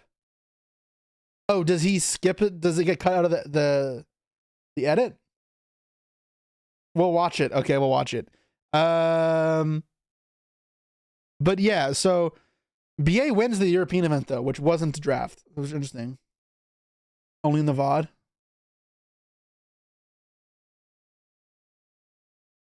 Oh right, it don't have sound. Let me put it into my... Oh my god. I just closed something that was uploading. 1 second. Let me make sure it didn't get messed up. I clicked X on it. You guys ever click X on a tab by mistake? Oh my god. Shit.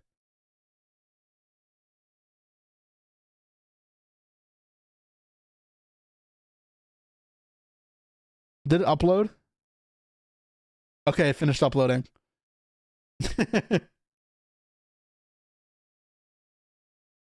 Anyways, okay, well, 5 boxes was also an understatement.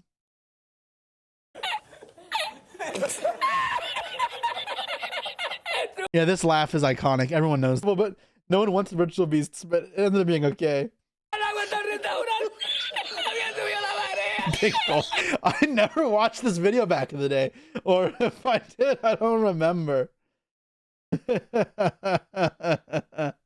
Pedalfin, fucking love that. It got hit 2 months later. This is great.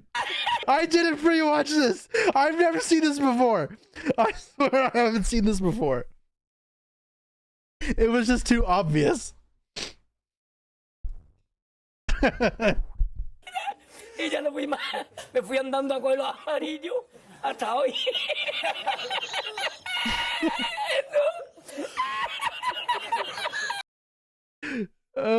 Big dolphin.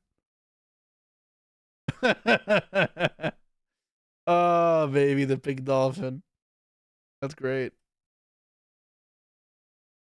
Necros would prove to be an absolutely dominant strategy right out the gate. The consistency of the deck would prove to be absolutely incredible. Able to Oh, wait, people played Eclipse in this. Oh, right. Eclipse was for fucking this card. I hate this card. I hate this card. This card is broken. Shared Ride. People started main decking it for mirrors, but holy shit. Fucking hell. Oh god. Yeah, so this card, Floodgate, you ritual summon it and then can special summon. So it was just FTK pretty much. You needed outs to it in your deck. Every deck had to play outs. We can't see what's under here by the sponsor, but presumably this is like DD Warrior Lady or some card that beats Ginlock. You could Rhoda for the Ginlock or Rhoda for Engine. I think Rhoda was at 3 at this point. It's kind of crazy. But there was one more specific. Yeah, this is where we have to talk about the Jin. Like this format, which honestly could have been one of the it is still one of the best Yu-Gi-Oh formats. It could have been so much better. It probably would be close to the best format ever if it didn't have freaking Jin in it. Interaction Necros had that would prove to be insanely problematic. Released all the way back in 2009, Jin, Releaser of Rituals, could be used from grave as ritual cost and gave any monster summoned using it a one-sided special summon Floodgate for as long as it was on. Bastard. Yeah, read this card. Toxic piece of shit.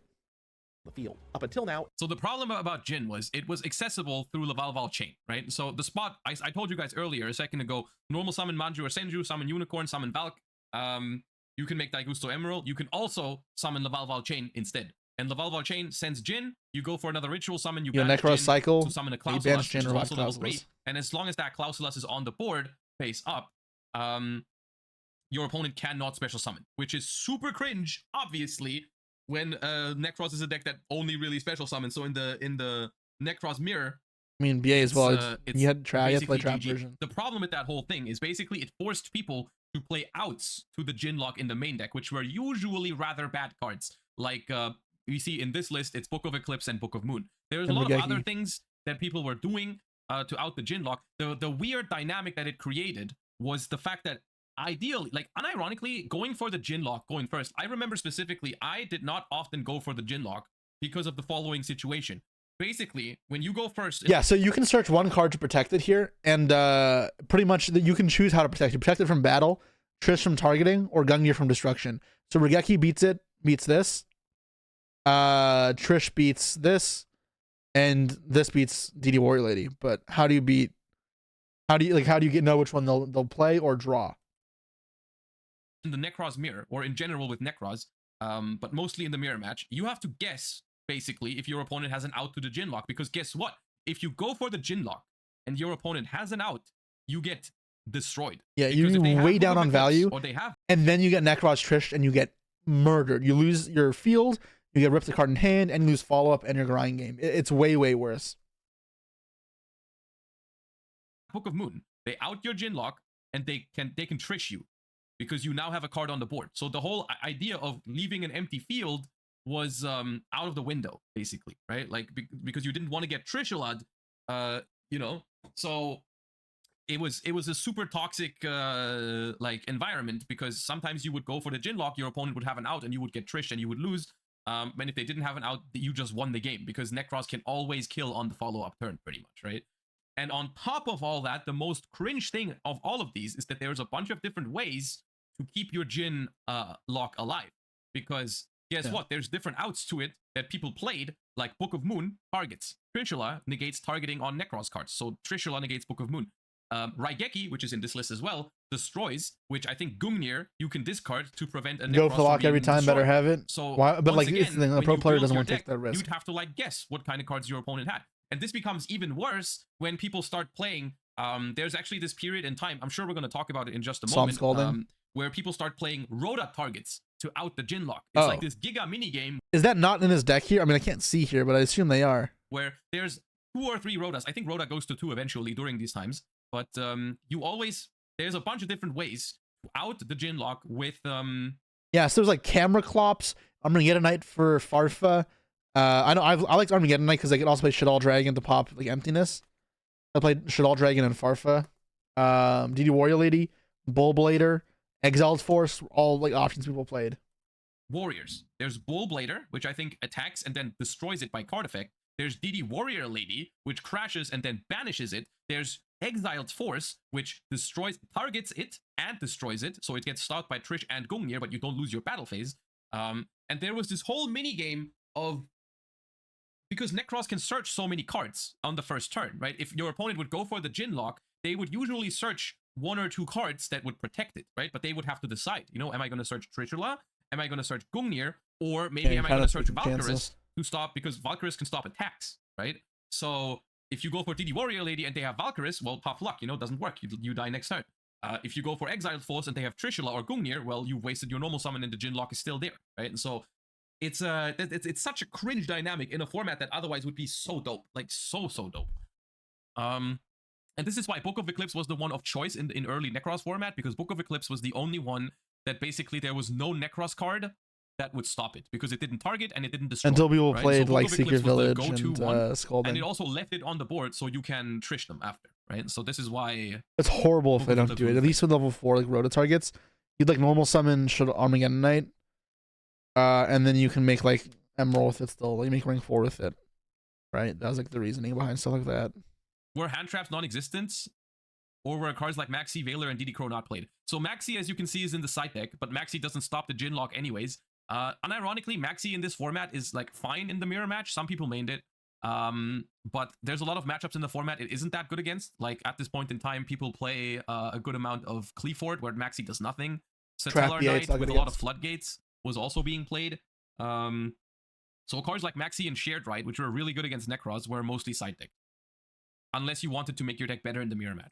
It was believed that Ritual was too slow a mechanic to ever use it reliably, but with the release of Necros, they would... Yeah, it'd pretty much be like what a modern deck looks like, right? You have a giant engine, and then you fit in some utility cards, and some non-engine. So, like, it would change a lot. People tech more from mirror, they play these. Veiler was popular. People started playing Denko in the main deck at some point. There were several different options. What was the problem with DD Crow? Well, if they didn't go for Genlock, it was a very low-value card. It just wasn't a good card to have. Like, crowing something didn't really accomplish much. It was just a bad hand trap. The level 4 normal summon searchers of Manju and Senju to use alongside Necros of Unicorn to access Lavalval Chain, which in turn would dump the Jin from deck to use as material for the summon of a monster. I guess DD Crow is another card that could have been played. I don't remember people really playing DD Crow. Now that you say it, maybe DD Crow was a little bit overlooked, because it feels like DD Crow is solid to prevent the Jin lock. But that's usually they don't go Jin lock. DD Crow has the same problem where you couldn't really main deck it, right? Like, it's terrible against... Like, Book of Eclipse at least would help you out like a Floodgate from Clifford sometimes, I think. The same is true about MST, by the way. MST is a terrible card in the Necros mirror. It was always the big question, because the main... literally, Necros was so powerful, the only way that other decks had to beat it were Floodgates. So, and there were a bunch of decks that were, because Necros was so expensive, a lot of people played Satella or Clifford or anything like that. They all relied on Floodgate, like Mistake. So after Jin, this is the Necros right? Great Sage. Really popular. So...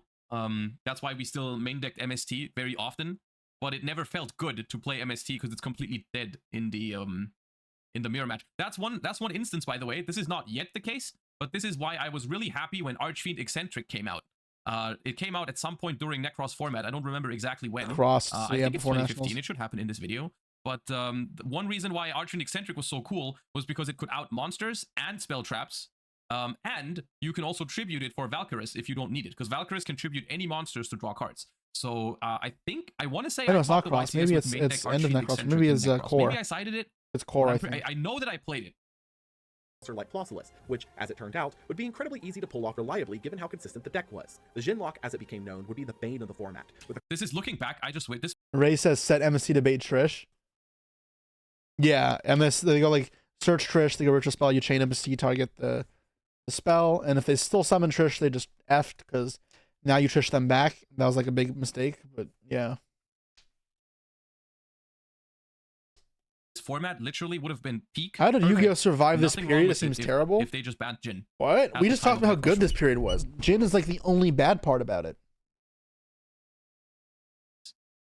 And it would not have made Necros unplayable whatsoever. Like, Necros with Jin banned is still the best deck in the game at this point in time, for sure. It would not have hurt the numbers at all in terms of how many they sell or whatever. It would have just made the format less toxic, right? Common consensus being that a one-sided lock sucked all skill out of the format, which would also lead to one of the most controversial angle shoots in the game's history, which we'll cover soon. Wait, Clifford would actually move to do fairly well here thanks to being one of the only decks that didn't auto-lose to the Jin lock, as normal summoning a Klee with Sacrifice equipped was shockingly Not playing 3 skill drain was psychopathic behavior, by the way. But yeah, this deck is fucking cancer. Ugh. And then they summon towers as well. Absolute. Ugh. Usually enough to get out of the lock, providing a slower path to a boss on it. Look at this side deck, man. Fuck this deck. Who likes this crap?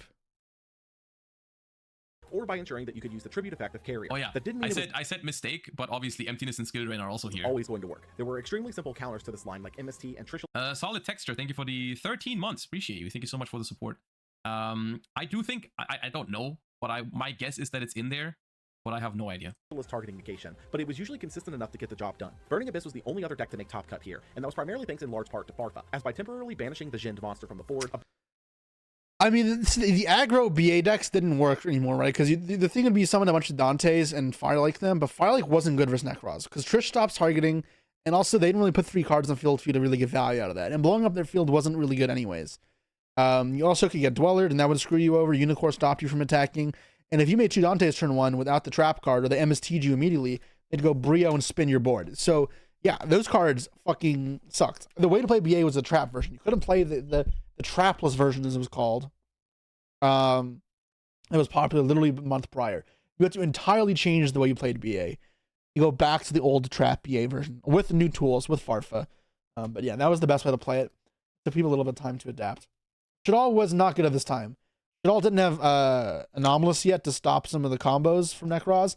And same problem, right? You can summon Windows, and then they go Necros, Brio, bounce. And Brio is broken, right? You go search Brio, you get Clouseless, recycle, cycle, ditch, sure it, revive Brio, search another Brio or Trish for Veiler or whatever. Brio spin their field, attack. And now their 2-card combo ended with 1 less card in hand and a searchable card in the grave. So you pretty much like expended 0 resources for that. Very, very strong combo. Burning Abyss player could continue their lines as normal, which was still countered by Trishula's negation effect. Barrett Keys would win the thing about BA is that it's unfortunately getting almost completely hard countered by Necros, because like all the Necros cards just fuck up extra deck monsters, and Trishula is insane against BA. BA would do a different thing, by the way, to outplay Trishula, which is really cool. Like Trap BA was like I want to say the second best deck during this format, probably next to Cleaford. It was the second best deck until Brio got hit. I think, and this is going to be a differentiating a statement between us, I think after the first wave of Necros hits, which is in April, BA becomes the best deck, and it takes a little bit for people to realize it, but around the time of Nationals and WCQs, BA just starts to take over it more, despite being played less. BA was the better deck, I think, is the reality of it. Didn't Barrett Winter play in, I was like 3 YCS in a row? Yeah, Barrett went on a spree in this event, in this time frame.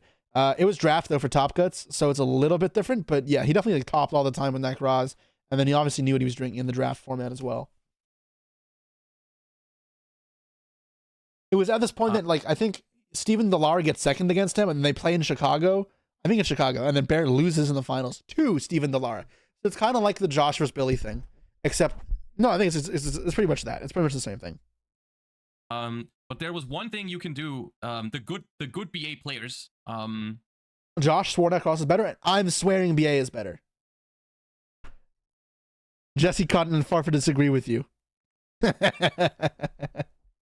You can't do that. It diminishes the point of the argument if you say that Farfa agrees with me, because that just makes my argument look stupid. It makes me look like I'm Farfa.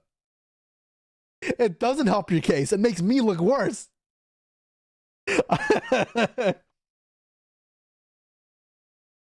I think BA, you have to play it very carefully. BA, if you fuck up versus Necros, over in an instant. It's really bad. However, I played a lot of this format. I played a lot of Yu-Gi-Oh! And I do think BA was favored. Like, for sure. But, yes. You know, if Cody still plays Yu-Gi-Oh!, he was playing the Edison format of Nationals. Farfa and Josh played in Master and he got 05. Farfa and Josh are not comparable in skill level. It's not the same thing. I bet you I would 5-0 Farfa. Like, it doesn't mean shit. This part of why this was such a good format, it was a very skillful format. Like, Necros was a good deck. It was not bad at all. But that therein lies the problem. It's a skillful format. So even if they're playing different decks and one deck is slightly better than the other, I don't think it's a big difference. The better player will fucking destroy the other player. So Josh slaps up Farfa, and now all us BA fans look like morons. One day we'll have a show match. Me and Josh. We have to go back to the olden days, and we'll relive it. I must reclaim honor for the burning abyss. Yeah.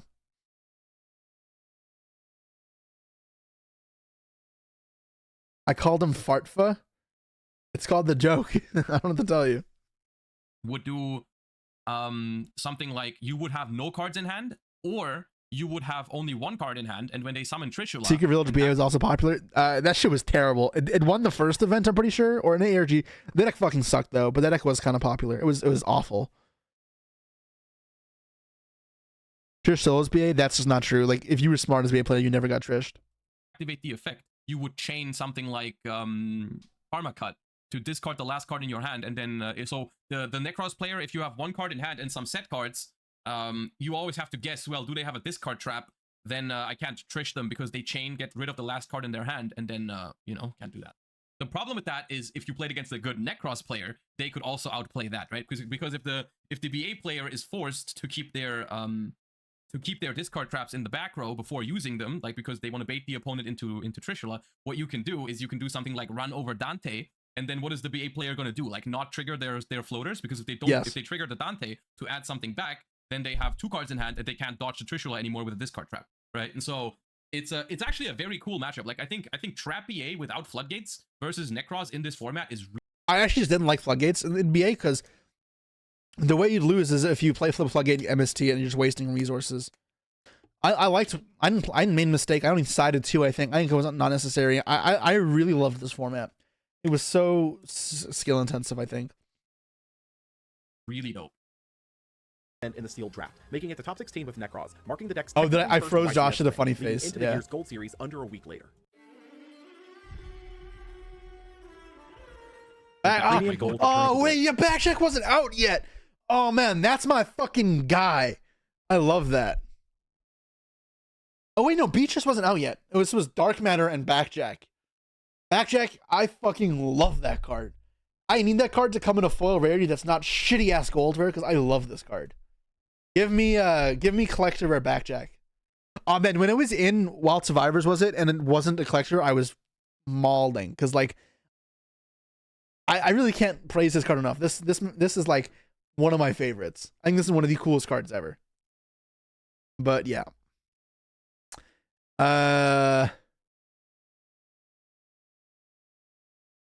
And yeah, so and the Dark Matter should be in here as well. I'm trying to think what else is in here that does anything.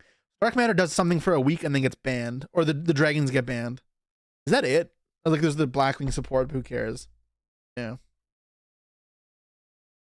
Release date, February 20th, 2015. Set type, import, reprint set. Major strategies, Blackwing, Masked Hero, Galaxy Eyes. Impact, a theorized meta breaker. Return of the Bling would be the second crack at turning the yearly Gold Series sets into an import source for the TCG to receive some cards not yet brought in from the OCG. And for the most part, as usual, these imports were not all that impressive, but would hold some niche applications, such as Absolute King Backjack, a new wave of Blackwing support, Cat Shark, Masked Hero Anki, Rose Lover, and Santa Claus. However, there was one card among these that held legitimate potential. Number 95, Galaxy Eyes Dark Matter Dragon could be overlaid onto any Galaxy Eyes Exceed, and could dump 3 dragons from deck on summon to make the opponent banish 3 monsters from deck. This guy is still banned, right? Yeah, it's still banned. I don't feel like it did. Able to attack twice in the battle phase by detaching material. With the currently limited Dragon Rulers, Dark Matter was instantly theorized as the perfect way to set up your board for large-scale pushes, being hailed as the return of Dragon Rulers. So what I'm trying to remember, like I remember people experimenting with this card. I'm trying to remember how they made it, because it would have been like a rank 8, right? Yes, they played the Mythic Dragons. They played like 3 of each Mythic Dragon, then they played like the one of Dragon Rulers, a couple White Stones and shit, with like for Dragon Shrines, Trade-ins, and Revival spells. And then they'd play like triple Skill Drain, triple Emptiness, like the Clifford deck. And it'd be played like Clifford, where you just fill your grave, and then you play like you did 2013 or 2012 Dragon Rulers. And that's what you do. You build a Dark Matter deck and a band immediately. Deserved, right? Because you were floodgating POS. Hey, wait, Ray isn't subbed? Guys, surely someone can gift Ray a sub to the chat, right? Come on. Ray doesn't have a sub right now. Someone's gotta clutch up. Mazu Garzet. Yeah, there were normal summon level 8s they could play as well. I don't remember what they all were. Garzet maybe, and whatever. I think 95 can be unbanned, and no. It extends for cost. You can't even Veiler it. It's kind of rough. Roar Rim Dinosaur. Thank you so much for the sub. Appreciate it. There you go, Ray. If you get the sub, we can't point and laugh. We have to. All right. We'll proceed with this, though. You'd have to like make a rank 8 galaxy thingy and then overlay this over it. What was it? Like, was it the water and earth dragons? Hieratics? That's what, yeah, hieratic ruler. I think that's what people were trying to do. Yeah. To the format, but we'd have to wait and see if it could actually convert into results. In addition to these, a series of currently banned cards would see significant erratas to their effects in order to potentially return to the game on the next ban list. Sinister oh, Crush card! In its effect, the banish of Sinister Crush card! I love, dude, a Crush card in my BA deck was fucking awesome. That was great. Great, Plur, thanks so much for the sub. Appreciate it. Crush card got errata and it was actually playable in BA. That was sick. I loved that one. And Crush card was like always my dream card as a kid because I could never afford it, obviously, when I started playing in 2008. Oh, I was playing before that, but when I was playing then. And then by the time it was like reprinted, it was still really expensive. And then it was banned. So when it got reprinted and like was still good, that was just like awesome. Flurry, thank you so much for the gifted sub. Again, appreciate it. But yeah, no, this is a Crush card was sick. What else is there? Sinister Serpent didn't matter. People tried playing it because they're dumb, but this card did nothing for obvious reasons. What else was there? Is that it? The opponent's next end phase, which effectively meant that if you these are the worst kind of erratas, by the way. I genuinely I don't know if how I feel about erratas because sometimes I feel like it's cool, but the ones that I'm the most frustrated about erratas on cards that even if they were unerrata'd, they would still not see play today. Right? Like Goyo Guardian, Serpent, Goyo Guardian, those kind of cards. It's just sad when they change those cards. Even though Brain Control is another one. Like Brain Control, like Change of Heart is legal, and Brain Control is errata'd. And it's a worse version of Change of Heart. Like it's, discarded it within a turn of bringing it back, it was gone for good. I think at this point, oh, I tend to agree with some people in the chat saying like they should just like if they think the card is too powerful, just leave it banned. And if you want to make a new version of it, just make a new card, right? Just make a yeah, like they did with Trade Toad. I'd rather wait. I don't like the. I'd rather they just made a new virus card, not redo Crush card. But I'm still happy. The way it panned out ended up being okay for me, but still, like it was definitely handled poorly. Just make a retrain, you know, like give it a cool name, make it look like Sinister Serpent a little bit, and give it that new effect, right? Right, when thank you so much for the gift, appreciate it. Kings would see its trap condition limited to 1 trap a turn rather than all, heavily hampering its FTK potential. Exchange of the Spirit would now require both players to have 15 plus cards that was terrible. rather than just the controller, killing its but it was playable later. Ring of Destruction now had to be used on the opponent's turn. Right, okay, this one was fine. I played Ring in my BA deck, so this one actually made a difference. Something that would burn them for game on activation. Like this one, for example, is like kind of fine, because in theory, the card is not.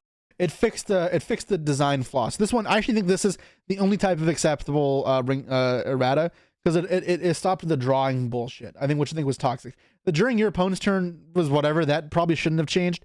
But the opponent taking damage or you taking damage first, I think is good because it stops you from drawing. Which that's a good thing to happen. I think. That much worse. Then again, when we played Goat format in Master Duel, like it didn't matter sometimes.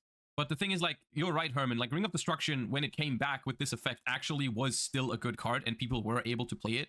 So this kind of errata that just slightly changed the card, but made it fine for a while. Nowadays, no one plays it, but back in the day, people did. Like, it was fine. And on top of all of that, you took the burn damage first to ensure no tied games, placing so many new restrictions on the card that it was almost not worth it anymore. Lastly, and most importantly for the short term, Crush Card Virus lost its 3-turn effect, blocked the opponent from taking damage from the rest of the turn, and let them destroy up to 3 monsters that met the condition from their deck. While this was considerably worse than the original version by a country mile, this would actually be theoretically good for certain decks in certain metagames, but we'd have to see how it plays out the following I played it in BA. I know it was fantastic in BA. Later on March 1st, and once again, Necros would show its dominance on the top cut, but this time would not take the event overall. Valen's Latoutre would hold that honor, taking the event with burning a bit. Yeah, this is like the BA I'm talking about. This one doesn't actually play that many floodgates. It side decks one mistake. This was still like a primitive version, right? So people still learning how to build it. It got better. Like, yeah, this is the mass change crap as well. Discard traps. I think the reason why. Oh, yo, no Karma Cut's crazy. Karma Cut was better than both of these. Karma Cut was definitely the best one. So that not being in there is kind of like insane. I think Break was the second best. You can pop your own cards. Wing Blast was for sure the worst, but Carbon Cut was so good. He won is probably because people I think this deck is good. I don't think Necros should often lose to this. But I think because Necros was super new, this was the first major event in Europe with Necros. I don't think people played well against this. Probably. And he probably played it well. I mean, he built this deck with the idea of beating Necros. So he probably did the whole have one card in hand, opponent summons Trishula, you chain like Wingwind Blast, and then yeah, and people weren't used to that, they'd get screwed. That sort of thing. He probably did that a lot throughout the tournament. So I think he was just very well prepared to beat Necros, whereas Necros was not well prepared to beat this deck, which I think is why it was able to win. Yeah. Doesn't Necros play really bad? Not really. Hey Vlad, you can't believe you're reacting to Josh react to video. Well, earlier we reacted to you editing MBT's video in which you put my face on a thumbnail when I'm not quitting the game. I know it was you, Vlad. I played Necros up until June this year. I played BA, the Necros came out, then I played Necros for a few months, and then I played BA. You didn't make the thumbnail, Vlad? Are you sure you didn't? Uh-huh. Who made the thumbnail then? Who threw me under the bus?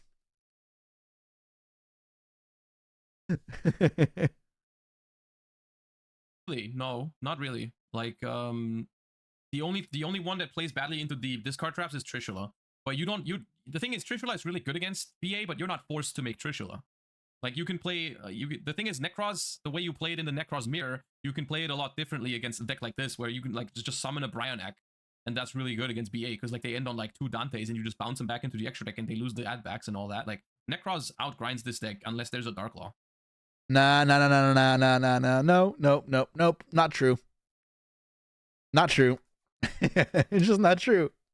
It's just not true. What day's been doing Leo, by the way? I'm gonna head up earlier if there's a gang. So Joey already booked Tuesday, or arrived Tuesday. So I think we're gonna do a day trip to Omaha Beach. As well as see, like, Raph wants to go to Versailles, Louvre, and something George that I didn't know about, but something like art museum.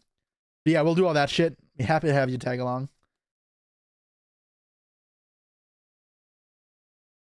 Yes, sporting 3 main deck Also, Necros makes Dweller, so copies of Mask Change 2 to I won't let you make Dweller. I will stop that. access Darklaw in a metagame where his presence was becoming more and more useful by the day. As a one-sided macro, but yes, Mass Change into Darklaw is a monster against Necros. And Search Banisher was shockingly competent into Necros. YCS Guatemala would be a week later, though unfortunately we know next to nothing about this particular event outside of Eric Briego taking the event after Top Cut Seal Draft. But another notable event in the game's history would be the same weekend. The ARG Circuit Series Fort Lauderdale would be held the same weekend as Guatemala, and though we haven't discussed ARG's tournaments up until this point, this particular event is extremely important to both the history of the game itself and the community at large due to a specific choice made by a top player. For those unaware, ARG, or Alter Reality Games, was a shop at the time that would regularly hold their own major tournaments completely separate from Konami's oversight. As such, these tournaments are an interesting topic we're covering at another time, but this particular event would have Patrick Hoban, a major player of the era, running both Jhin in the main deck and a Jhin in the sideboard of his Necros deck. Because of the belief we're that actually Jhin gonna talk sucks about this? Oh my god. Alright. Hoban Gate? Fuck. Oh my god. Yeah, I'm gonna probably stay silent for a lot of this. Let me just make the disclaimer, if it's not here, you cannot make gentlemen's agreements. I don't know if it was legal back then, but it's for sure not legal now. They've made it very clear you cannot do this. So yeah. Peak Yu-Gi-Oh drama, it's still drama to this day, which says something. A common practice at the time was to, after game 1, ask the opponent if they would like to gentleman's out a Jhin in the main, with both players agreeing to move Jhin to the side decks for games 2 and 3. Hoban developed an angle shoot.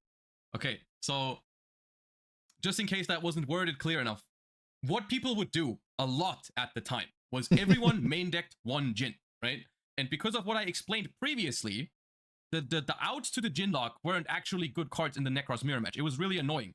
So what people did was they asked their opponent, hey, do we want to side out the Jhin, right? Which at the time, I think that was completely legal. I think they changed those rules eventually. Like nowadays, I don't think you can do that anymore. At the time, it was something that people did. And what they would do is, because everyone knew that it was a one of, they would just show each other the one copy that they sided it out, right? Normally you side your cards face down and they don't see what you side in and out. But with the Jhin, they would place it face up to show the opponent that that they sided out the Jhin, right? And so with Patrick Hoban, you didn't show your opponent the cards you sided in, obviously. You just showed them, hey, I'm siding out my Jin, right? And so, yeah, this guy just thought it'd be a great idea to just put a Jin from the side deck into the main deck then, because obviously, if both players side out the Jin, you also take out the Jin outs. Like, yes, I'm taking out Book of Eclipse if my opponent is showing me that they side out the Jin, right? And so, like, after siding, Necros, like I said, in the mirror match, even if the opponent goes first, they're ending on an open board. They have no more outs to Jin in their deck, so you just make the second Jin. Yeah, so at the time, think of it what you will. This was, it was, whether you think it's ethical or not, I personally think it's cringe as hell, but it was, I think, legal at the time. But the thing is, it ruined the format even further, because then people wouldn't even be able to agree on it anymore. Like, people were so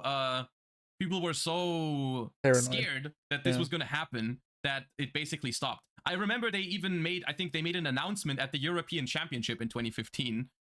Before the event started, they said they told us to not do that, right? Because of that, right? I think it's funny as heck. They made announcements for us too. Yeah, pretty much no gentleman agreement. At that point in time, I mean, I can definitely see the comical aspects of it, but it's pretty cringe. It's pretty cringe. That he used for this specific event. Gentlemanzing out of Jin in the main to bring in a second copy from his side deck to effectively trick the opponent into playing a suboptimal deck. When this news broke on the specific usage, the debate was immediately sparked on whether or not this action was both legal and ethical. While technically legal, as Konami would update their rules document in 2019 to specifically bar this kind of action from ever happening again, the ethics of it were highly suspect, to the point where Hoban ended up writing an entire article on the issue for ARG's website, which has since been archived. I will include a link to the article in the description below and let you draw your own conclusions on the I mean, whatever it is, I don't think it's cheating. I don't think it classifies as cheating, because it was, from what I remember, I don't know every single policy update and the policy by heart, but I'm pretty sure it was legal at the time, so it's not cheating. But it's still very questionable. I feel like it's just unsportsmanlike. I feel like, oh yeah. Incident itself, but it would be doing a disservice to the history of the game to at least not mention it. Regardless on the ethics, this would be the biggest case of the gentleman's out. It had a big impact on the game regarding it was legal. Yeah, I'm pretty sure it was legal. People also did the same thing during Dragon Ruler format, for example, with 6 cents and return. Return in a different dimension. Yeah. It was a completely normal thing. Funnily enough, during Dragon Ruler, something like this couldn't have happened because both of those cards were limited, so there was no chance of another copy coming into the main deck from the side deck. The only reason why that was possible is because Jin was at 3 but played at 1. Trend that had been present for years, with the first real case being Return from the Different Dimension and 6 Cents in Dragon Rulers. And with the next ban list, it wouldn't be the last case of Gentleman's Agreements rearing its head in Yugioh. The new ban list would take effect on April 1st. And how is it the next sentence? How is it the next sentence? Would bring a massive wave of changes to the meta at large. Newly banned were the 4 Dragon Rulers, nipping any chance of dark matter making an impact in the bud, and Snatch Deal, in one of the funniest oops we messed up moments in the history of the ban list. Newly limited were Tour Guide as a hit to BA, preparation of I forgot Tour Guide was at 3. I think. And then it went to 1. In hindsight, it wasn't that much of an oopsie. I think Snatch Deal could have stayed.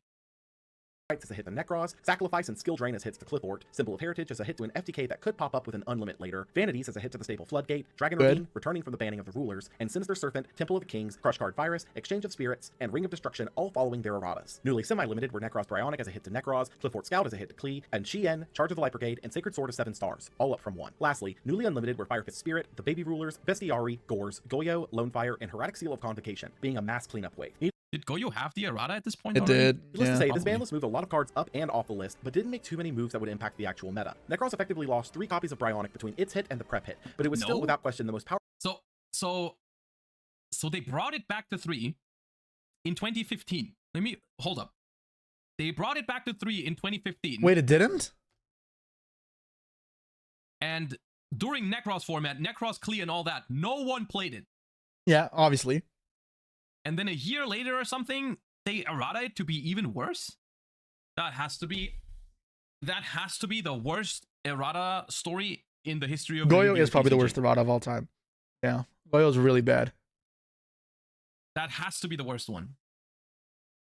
That's insane. Powerful deck in the game. Chaos Emperor Dragon's as also losing two kind of a copies disgrace, I Sacrifice think. heavily hampered the deck's Necros matchup. Lastly, the hit towards Burning Abyss's one-card combo of Tour Guide was impactful, but not detrimental to the deck that is entirely made of extenders. In addition to the ban list, a new Shonen Jump promo would drop an Ultimaya Zulkin, who can be summoned by sending 2 high-level monsters with the same level, a tuner and a non-tuner, to grave, and cheats out level 7 or 8 Dragon Synchros when you set a card, and can't be attacked or targeted while there's another Synchro on the board. While interesting on paper, Zulkin's main issue at this stage was a lack of good targets to summon, as the only decent targets were Synchros from the 5Ds era, causing it to not see play for now, but that could easily change with a better target. YCS Chicago would be held 2 weeks later, and to no one's surprise, Bubble this Necros event remains as top well. deck. This was in the era where I bubbled every event until I got my first off a little bit later. I played Thunder King in my Necros deck for the mirror match at this point as a normal summonable floodgate that just won the game on the spot typically. I was very proud of that. But I bubbled out of this again. So shit, man. Sad. Seeing over half No, the I top was still cut Team and being the Necros. deck's winner, Stefan Delara, piloted into the top 16 draft. The slap on the wrist that they received on the previous ban list had done jack all to the deck's insane consistency. And you see here they move more towards a mirror match focused meta. I was playing, of course, Shared Ride as well, probably in the main. A lot of people started doing this, which is very, very focused towards the mirror. This is where BA gets a good position. No, I didn't play Floodgates really in my BA deck. Well, I'll show you my BA list when we get there. The headache for most to deal with. Shadal and Teller Knight would both see a surprising resurgence, however, with unfortunately no public list for Teller Knights being available to analyze here. Shadal, on the other hand, had received a boon on the previous ban list in the form of Crush Card Virus, as both it Triple mistake Shadal lists, man. Yeah, about to say, like, these decks were just Floodgate decks. This shit sucked in this deck. It was only going to be BA because they get to trigger too many effects. You really only wanted to do this to hit... I mean, you know what? It was actually fine in this deck, but it wasn't great. You should be playing Torrential, though, if this is the game started going for. Torrential was really good. and Burning Abyss could use the new tool in the current metagame in a The Trishula mirror is really funny. This is like Mirror of the Ice Barrier is like, if you get Trished, you Trish your opponent back really hard. I think it's like, if your opponent banishes your stuff, you can do the same. It's for the rest of the turn. If a card in your hand is banished, you rip 2 from your opponent's. On your field is banished, banish 2 from your opponent's. If your opponent hits it from grave, banish 2 from your opponent's grave. So it's just like, literally just hits it. It's a mirror, reflects it back at them, but times 2. Double to them. It's like reverse double Trish, but only, that's the thing, right? Only if they don't hit it. You have to like set a bunch, and they have to miss the this thing, because it's like you can activate it after they banish your stuff. Wait, what? No, I'm pretty sure it's the rest of the turn. I thought.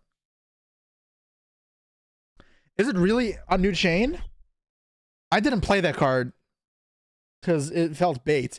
Because there was if your opponent just sets the back row, it was always bait. Like you never summon Trish. What is it called? Mirror of the Ice Barrier. No, you can use this beforehand. During this turn, each time a card is banished, yeah, you just train this beforehand. But like, no one was dumb enough to play into this. This was like the biggest punisher to be idiots. But like, it was never actually good. It's pretty risky, right? Oh no, you chain it. Oh, okay. Okay, he got called out. The Ice Barrier. Ah, it's during this turn. Okay, I see. Yeah, okay, I misremembered. Okay, my bad. surprisingly effective manner. As Necros was the dominant deck of the format, Pre-watched? Not pre-watched. I wouldn't have said anything if I knew he said it. All right, guys, I have to go refill my water real quick. My mouth is getting a bit dry, and my water is empty, so I'll be back in 1 minute. Actually, let's play a quick ad. You know, get some revenue while I'm away. Don't go away, guys.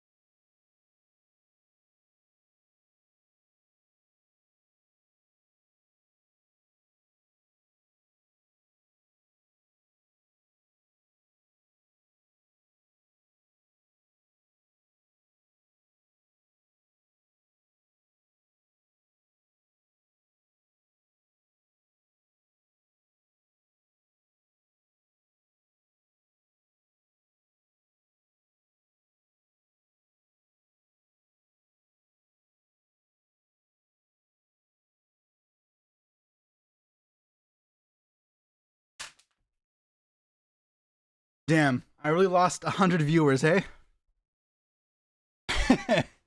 In that amount of time. That's ass. Alright, well. Unfortunate. There is a giant ash in the background. We watched it in or we saw, what's it called? We opened it on the EWC weekend.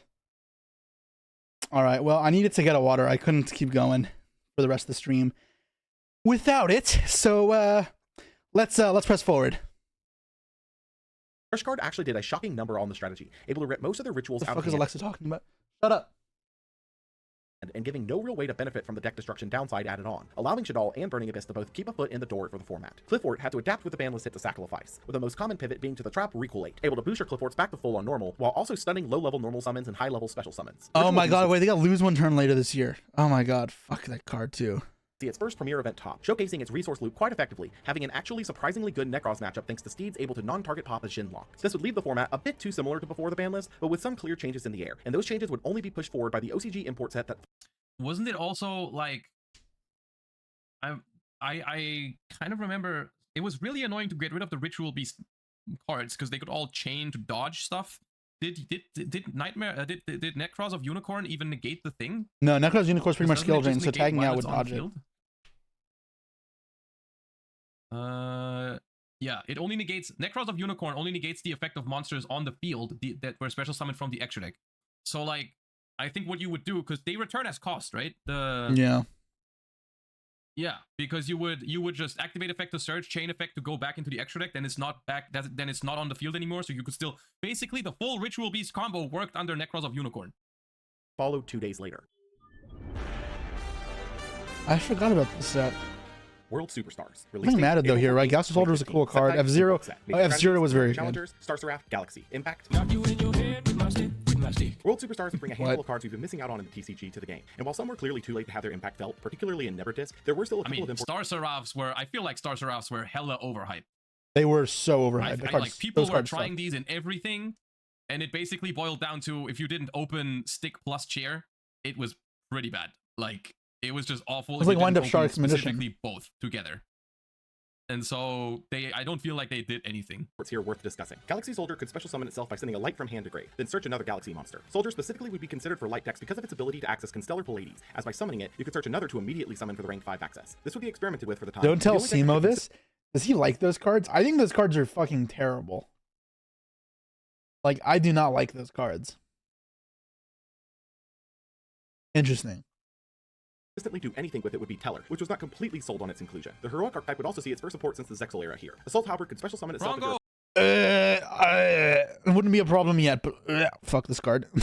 Opponent has a monster and you don't, and pierces, searching a heroic on damage. Thousand Blades can discard a heroic to summon a heroic from deck, locking to heroics, and can summon itself from grave when you take damage. And Rongo Miniad was a warrior locked rank 4 that could be made with up to 5 materials, gaining effects for each, which in order includes battle destruction immunity, a 1500 boost, card effect immunity, summon locking, and a board nuke. While extremely impressive, Rongo had no real enablers at the time outside of specifically Teller once again, and even then the 4th material is really what mattered in its case, unable to reliably reach that going first there, causing it to see no real play. Although Halberd and Blades would both see experimentation over the coming months with upcoming releases that would allow them to stick around longer in the short term. Star Seraph Scepter can search a Star Seraph on summon, and if used for an exceed of 3+ materials can pop a card on field to draw 1. Star Seraph Sovereignty can, when a Star Seraph is summoned, special summon itself from hand and draw 1. Only I refuse to call these Scepter and Sovereignty. To me, all to this day, they are stick and chair. Able to be used for an exceed that takes 3+ materials. Scepter and Sovereignty, or Stick and Chair as they became known in the community, were extremely interesting options for decks that wanted access to Deltros or Diamond, as opening one of each could get you there thanks to Scepter Search and Sovereignty Summon going onto a chain with each other from Scepter Summon, meaning that by searching another Sovereignty, you could trigger its summon effect off the summon of the first Sovereignty due to how hand knowledge worked, resulting in anywhere from 2 to 3 draws and 2 pops from these cards alone, which would see Splash Play as an engine for the near future. Lastly for the set, Utopic Future could be made using 2 non-number exceeds. Good for BA, very good. Destroyed by battle, reflects damage back to the opponent, and takes control of anything it battles for the battle phase, able to protect itself from destruction by detaching material. This would be slotted into BA thanks to its ability to convert used up rank 3s into a body that does something, as well as being a Dante holder, as Dante would still trigger when detached off, similar to how Downard had been used. YCS Bokuda would be held the same weekend and would be the end of an era in its own way, as this would be the final event to do sealed draft top cuts in the history of the game as of the writing of the script. From these results, though the meta had remained mostly the same, there were a couple of adaptations worth looking into. Shaddoll would be the primary strategy, seeing a change in its game plan, as with the rising need for more relevant lights in its lineup for access to Construct, the new Stick and Chair build is optimal, giving the deck access to Evil Swarm or Ouroboros of all things to provide a hand rip going first, in addition to the draw 2 off chair. This would become the norm for Shaddolls moving forward, including Stick and Chair into lists for the added. By the way, if you're wondering about the popularity of Mind Crush at the time,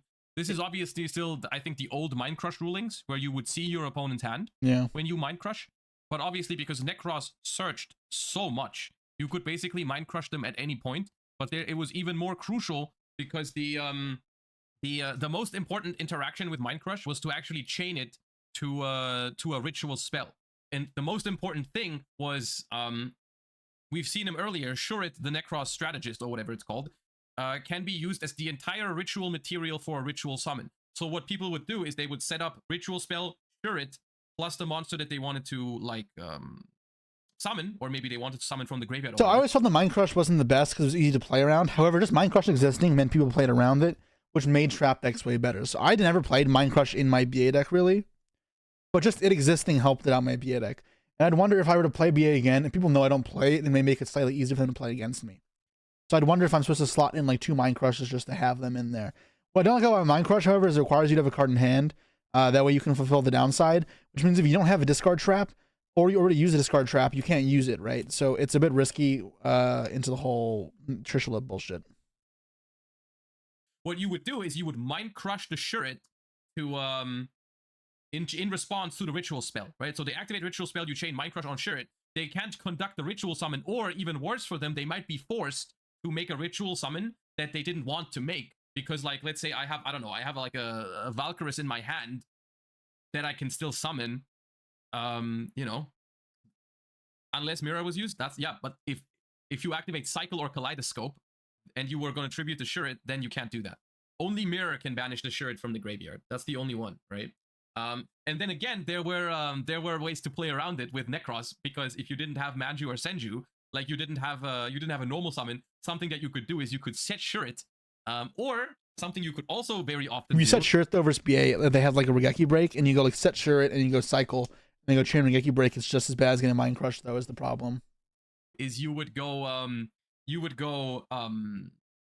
act like you had Shurit in hand, right? You would, like, I don't know. Your plan was to activate Cycle. You wouldn't even plan on using Shurit, right? But because you activated Cycle, your opponent thought you had Shurit in hand, so they would Mind Crush a Shurit and you didn't have it. Or the simplest method to play around it was to get to use Necros Mirror, which Necros Mirror could banish the cost from the graveyard. So if they chain Mind Crush on Shurit, it gets discarded, but you can still banish it from the graveyard, right?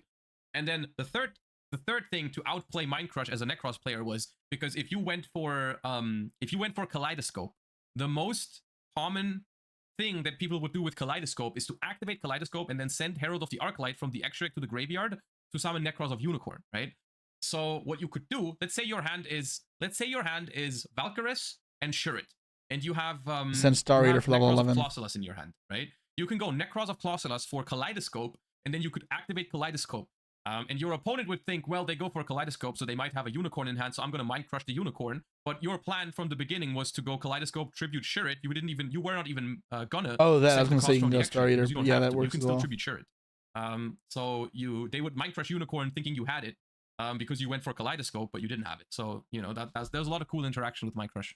And the 3 mat rank 4 access. Barrett Keys would take the event, piloting to top 16 with Necros, who did not make his list public. YCS Bochum would be held 2 weeks later, and with the discovery of Stick and Chair for the deck, Shadal rose quite substantially in representation. I don't know what happened to this event. I don't remember. Happenings of this particular event. Mecha Phantom Beast had cleared its way into top cut for the first time. Wait, what the fuck? Deck, utilizing the new. I don't remember this. What the hell? This deck has a top? Fucking Europe, man.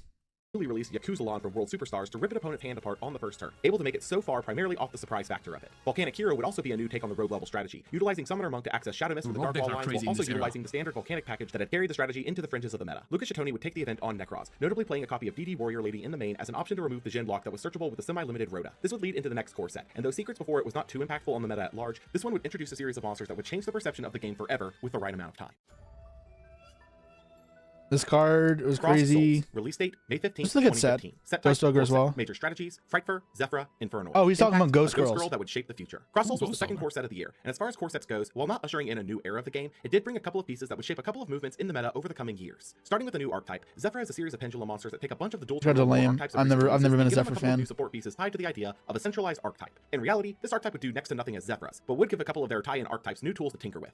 Zephyr saw some playability. It's not at this point. Summon from the deck and goes to the bottom of deck when it leaves field. Shield, and Zephyr Nui, who searches a Yang Zing spell trap when summoned from deck. These two would do a number of things for Yang Zing by giving them more varied synchro access, as well as, and far more importantly, the ability to search for creation and path, boosting the deck's consistency considerably to where Yang Zing could be considered on the fringes of Rogue now, but still not properly meta. Ritual Beast would get Zephyr Ampilica, who summons a RB from grave on normal, popping it in the end phase, and Zephyr Windy, who adds a Zephyr from face-up extra deck to hand on normal. There was also a Necros Pendulum monster, Obviously, right? one of these was way better than the other here, with Zephyr Ampilica seeing play in RB moving forward as a level mid-to-late 5 push. dragon. Lastly, Oracle of Zephyr searches a Zephyr on activation and gives effects when you summon a Zephyr or a monster using Zephyrs as material from the extra deck or ritual summons. This would mostly be disregarded as Zephyr wasn't the best archetype, but an interesting condition of the card is that if you cannot perform the search, you cannot activate it, which while irrelevant now, would see an interesting application in a few years. Fluffle would get some of its first decent support in Edge of Chain, who searches a fragment card being sent to grave and searches another chain when it attacks. It's gonna be Ghost Ogre though, and lose one Fluffle turn. stuns Like effects the two when biggest attacking ones. and reborns itself on destruction, boosting by 800, and Frightfur Fusion, a miracle fusion for Frightfurs. While still not close to meta, Fluffle support was finally heading in the right direction, which would see some experimentation later this year with more releases. Infernoid would see 3 new monsters in Pyramaze, who spins back a card without letting that card respond once per turn.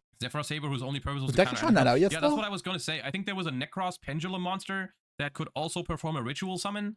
And I remember playing that. I think I played it at German Nationals 2015 because it would be able to summon a ritual monster under Anti-Spell or under Secret Village. Because you could search it with Brionac, I'm pretty sure. Yeah. You could search it with Brionac and then make a ritual summon happen, even if your opponent had Anti-Spell or Secret Village. Literally, Necros was by far the most powerful deck. But like the main side quest, like basically Necros, you're focused on the mirror match, but your side quest is to make sure that you don't lose to random floodgates that all of the other decks were playing. Like you had to run like back row removal, and then you had to run some creative ways to out all kinds of different floodgates because that was the only lose condition. Unironically, it was the only lose condition versus most other decks in the format because Necros was so powerful. You just have to make sure you don't get anti-spelled because on the other side, like people got really creative in how to floodgate Necros, right? Like in the beginning, it was only like mistake and emptiness, but then eventually it got a lot more. Institutional Annoyed Tails comes out now as well. On attack deck, and Deviati, who nukes all spells and traps on summon except void cards and contribute a monster to negate and banish a monster using its effect. Deviati was obviously the most talked about piece here, having a similar impact to Onunku without the downside of removing her tribute fodder with her nuke effect, which in turn would cause Infernoid's playability to shoot up. Burning Abyss would see newbies as Dragig, who stacks a BA card from deck, and Barbar, who can banish up to 3 BAs engraved to burn for 300 for each. Dragig and Barbar would both see their niches in the current version of BA, with Barbar in particular filling a gap in the deck's ability to close out games over time. Dragig was so underrated, people didn't talk about it enough. But when you had Backjack and Grave already, and you sent Dragig, you could put Fire Traveler or Traveler, the Burning Abyss, or Firelight on top of your deck and search it. Dragig was my goat. Signing Deal, able to cheat out a UA from deck by burning the user for its level times 300, and negates its effects and blocks it from being synchro or exceed material, and Penalty Box, making UAs able to temporarily banish anything they attack and can be banished from grave to search a UA spell. These two would both be solid for the strategy, with Signing Deal Why are we even talking about UAs? Needed, and Penalty Box giving the deck spell searching, but without a way to reliably get it in grave, UA would continue to see zero play in the meta. On to the one-offs. Lizard Draw would be another option for the theoretical pendulum pile. They'll come out in a few months, months, which with attack scale and typing made it a consideration. Annoyed Tillis would be the Water Should All fusion. Yeah, fuck me, man. So I played the 150th YCS with Necros, and I did terrible this event. I'll talk about it, but it's largely because of like shit like this. Their shit all decks would play Mistake, and they'd summon this.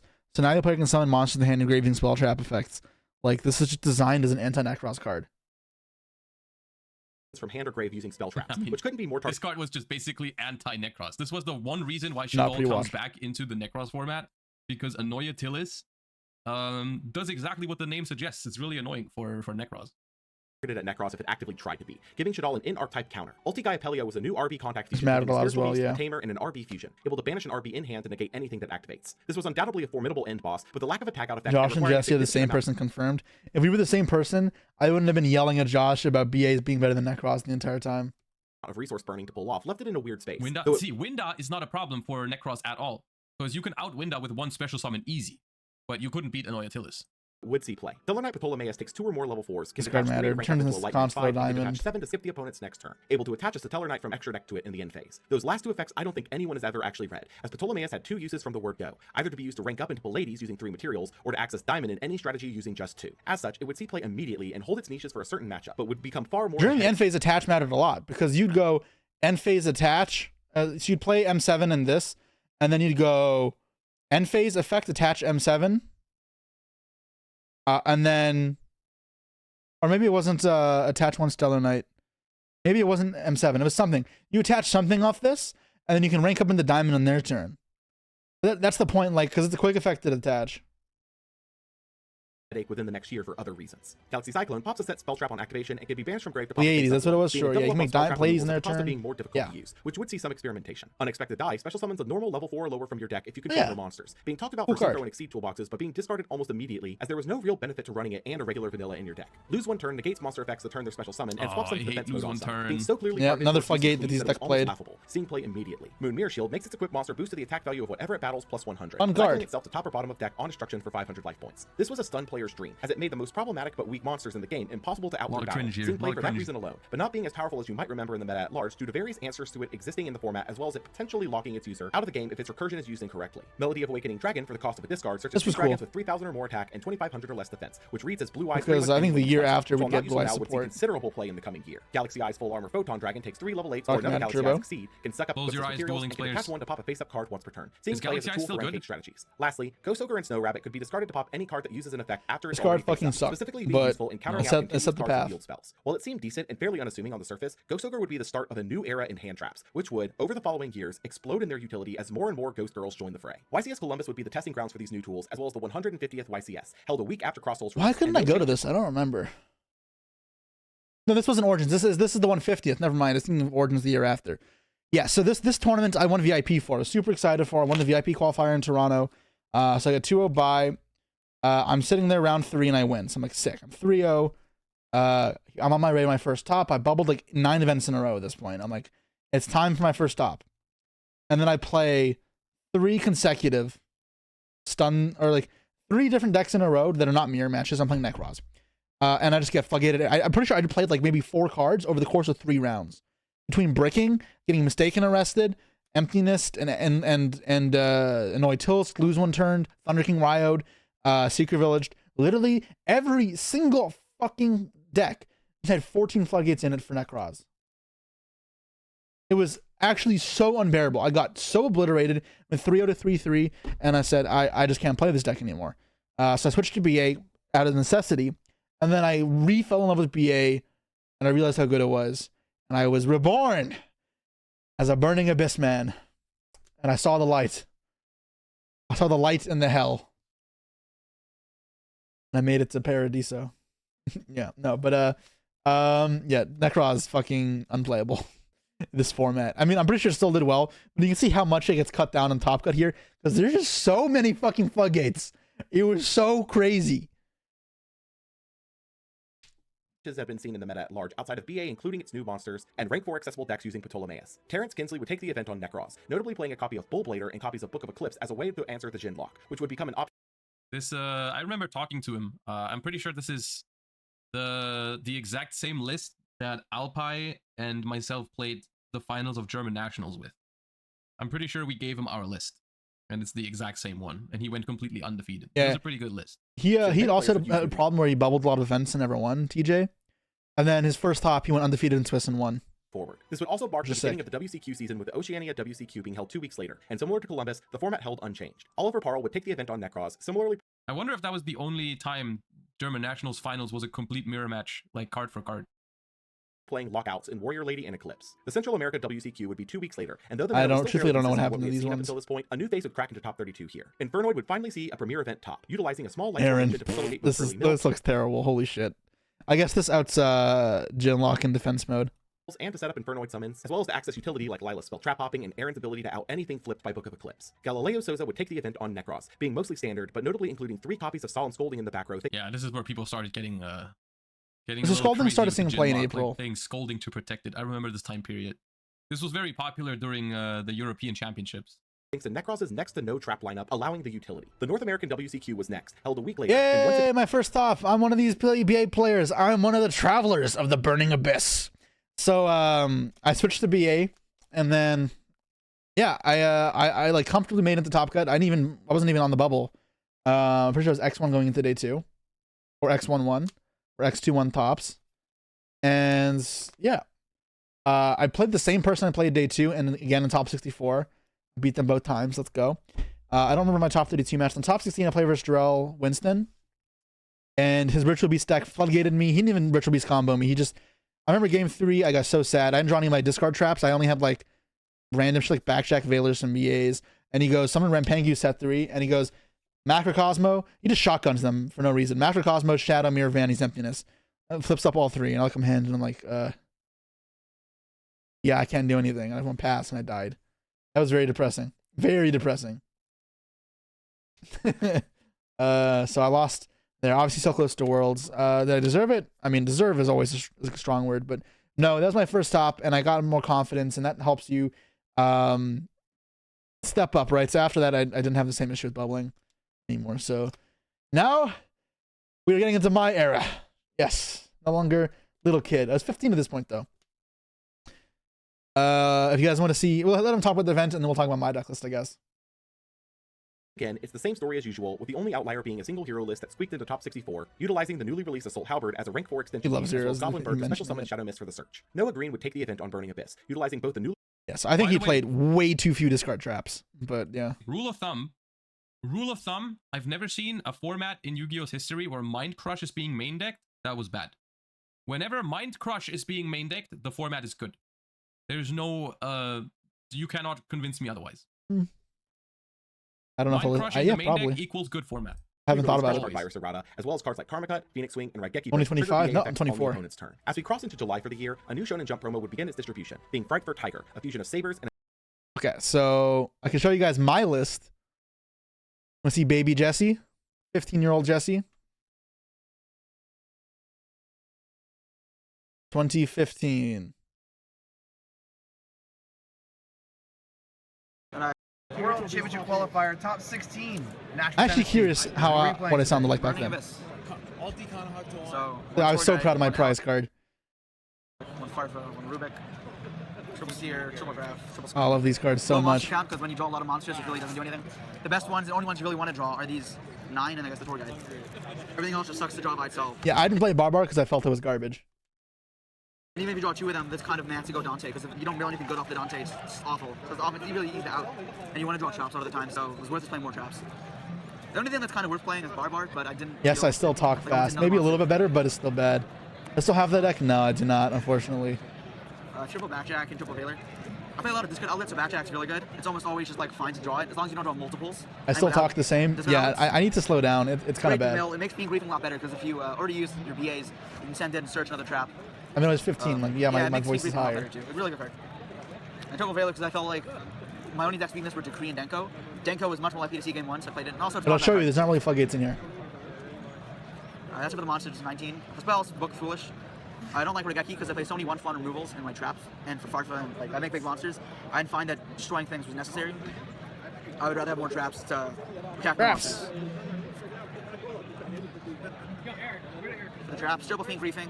Oh, I think Griefing's my I only love. play The 3 card of is them. awesome. You can send Backjack to get another trap and then disrupt the play. You can send Graph, Scarms, or Sears to create combo plays like Foolish. It really does everything. Also, the clutch to like shuffle things back in, like when they try to cycle back at Trish or mirror Trish. It's really good. They discard Elders, Triple Wing Blast, Triple Karma Cut, and 2 Raigeki Breaks. I played 8 discard Elders. I think I swapped this for this the next event. event. Easily so you don't get trished. And also clears cards like Brio and Unicorn, which are the biggest problems for the deck when facing Necros. If I dealt with those, often they just run out of resources really fast and lose. The 1/1 removal basically. And people weren't playing enough of these. These were the best cards in the deck for sure. I never like just killed somebody fast. It's just stole every single deck out. Most matches I went to like just stalling them out, and they had no plays left in the deck, and I had a Dante and they scoops because eventually I win. And then for the rest of the traps, you break these skills because it's a good card to mill, and it's announced like just window and Shekinaga, other cool things. Also like. What was the prize card? Ascension It's Sky very Dragon. useful. For the 1 of traps, Crush card, Warning. Oh man, Crush card. Ring, Channel Skill Drain. And no emptiness because I didn't think it was that good in the deck. There's my I only did a floodgate. Graph There you for go. Seer, and I discard it, and I have emptiness on the board. My Graph and Seer won't trigger, so I'm like that about it. Made me go neg all the time, and I lose my engine. And I have so few monsters, I couldn't afford to give up them and not get anything out of it. And also, like, I needed to have a board, and I felt like if I had a board in any other trap, it was just as good. Also, I didn't play Mind Crush because I didn't think it was amazing. Everyone plays around it. And they don't play around these for some reason, but they're much harder to play around. Mind Crush is easier to play around against a good player. And also, when you require to have cards in hand, if I didn't have a discard outlets to get rid of it, I can get Trish. Dude, no Mind Crush. So sometimes you get more plus out of Mind Crush, but it wasn't worth it to me. So it's 19 traps. 19 traps, guys. A lot of defense. Fun. People say I'm a combo player, but this is my first stop. The trap deck. Virgil. I only play 1 Rubik, so I only ever need a 1. Never regretted that. Triple Dante, triple Downer, standard. At 0, which is great. Never summoned it, but it's really good. Astigol, which is greater than a skill drain, and in front they have Unicorn, Alucard, Nightmare Shark, which never went into, Zenmaines never went into, and Ganir, which is amazing. And This card is good. Play around stuff. You Diamond can and put Norito. Farfont or Alec under it, and you get to negate something. And this is for XYZ Universe. For XYZ Universe, Norito is basically Xian. You can attach one during the player's turn, so you get a spell attack and destroy it. And it's both 27. This one's rank 6, one's rank 5.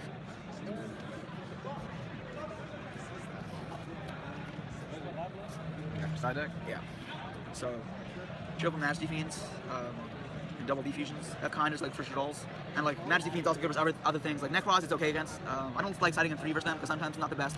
Some people are aware of it and they side outs to it. But yeah, it's really good. Majesty that just came out as well, right? I think. No, it hadn't. It was the year prior, I think. Oh, right. Actually, yeah. 2 MSTs and 2 Gas Cyclones. One Cyclone's not there because it's my friend, so I took it back. I played 2 and 2 rather than 3 MST, 1 Cyclone, just because I felt like if I milled the Cyclone, it would get me much farther ahead. Which is terrible logic, by the way. I My should have normal just played MST a is better dead, but ratio. MST I was still also not changeable, like. and MST is much Still a lot to stronger improve than at this point. Both were super strong, and I think 2 and 2 worked very well. There was no time when I drew one and wished was the other, but milling Cyclone was really strong. And it won me a game where I was able to Cyclone Soul Drain. And then I played Triple Mistake for Necroz. Like, I don't understand why players decide not to use this. You can't use Skarm, but like, if they don't have an out to this, they actually just lose. There's nothing they can do. And like with all your traps, I mean, yeah. they like 3 to drop I still side the monster, Mistake. What do you want me to do, and then man? you just Card is use all your broken as outlets to Necroz. remove it. It's not hard. Just get rid of it. And then after that, they run out of all the cards. Yeah, for the mirror match, Triple XYZ Universe. This card is the nuts. It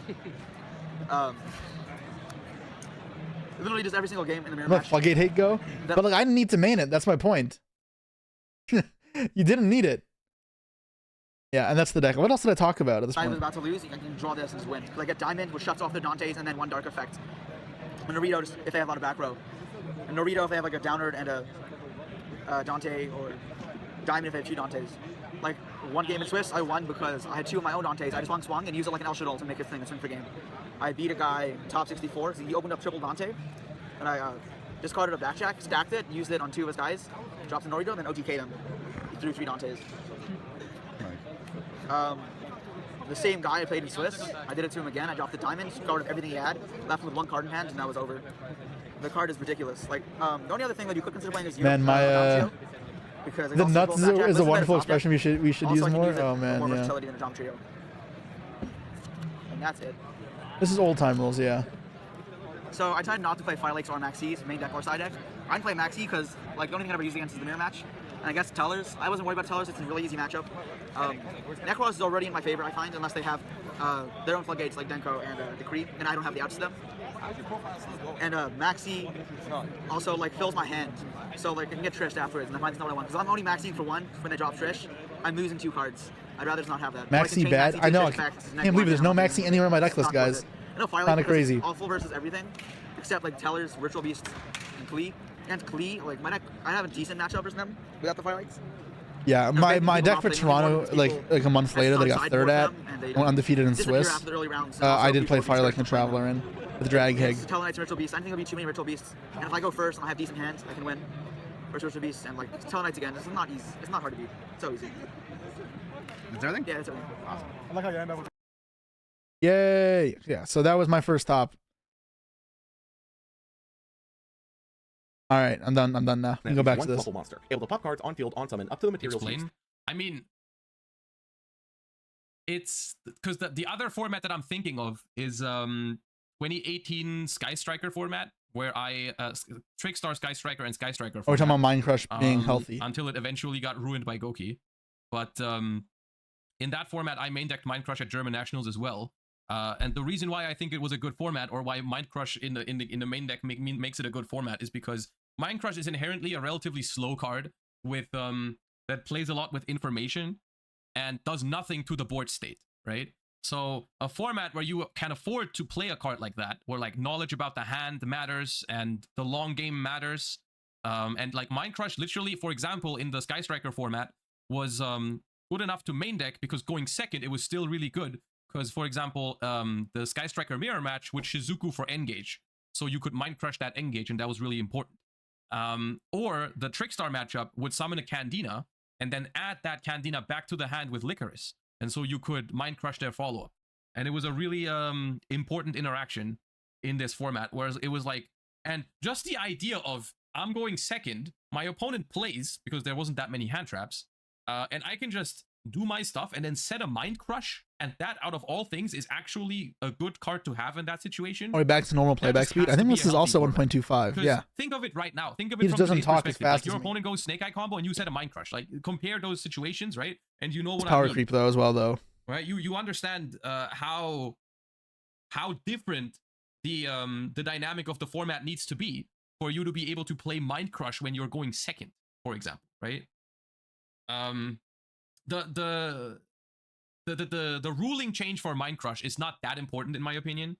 It does matter, but matters a it little would not have bit, changed but I whether don't Mind think Crush that's is the viable reason or why we not. don't play Mind Crush as much anymore. I think the reason why we don't play Mind Crush as much anymore is because the dynamic in the game has changed by so much, right? Because we simply are not in a format anymore where you do that. It's definitely the reason why. It is definitely not the reason why. Mind Crush would be in no decks right now with the new ruling, with the old ruling. Like, you wouldn't play Mind Crush. It's simply, the game is too fast, and the fact that it does not, yeah. I will very much disagree. I mean, that's fine. There's nothing wrong with disagreeing, but I don't think you would play I think Mind Josh Crush is anywhere right. right now.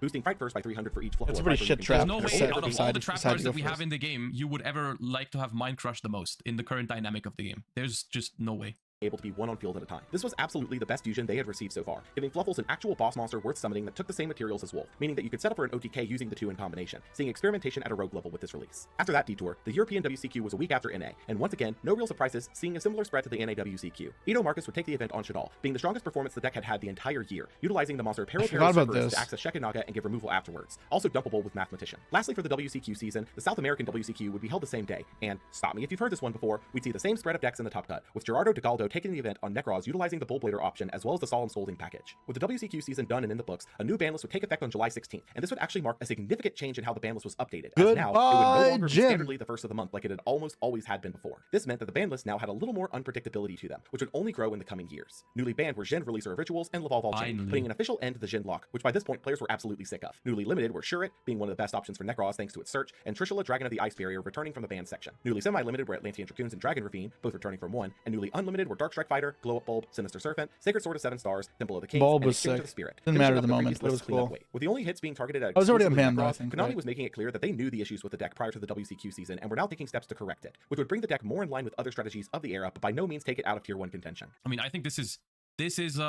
where peak Necros format begins, right? This was Because, awesome. Yeah, the clowns a come out couple as of well. things change Norden here. comes out. This is Notably, great. the whole Jin lock is gone, but there's a lot of other things, like the fact that Shurit got limited. I actually think does a lot of good things for the Necros mirror match, because the resource management with Shurit is like really important.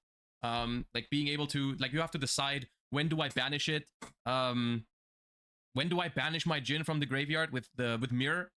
Because then it's gone. It's not gone forever. We'll talk about that in a moment, but like, it's gone for a while. It's not that easy to get it back from banished as it is to get it back from the graveyard, because from graveyard you can just get it back with Unicorn, add it back to hand, and then use it. But the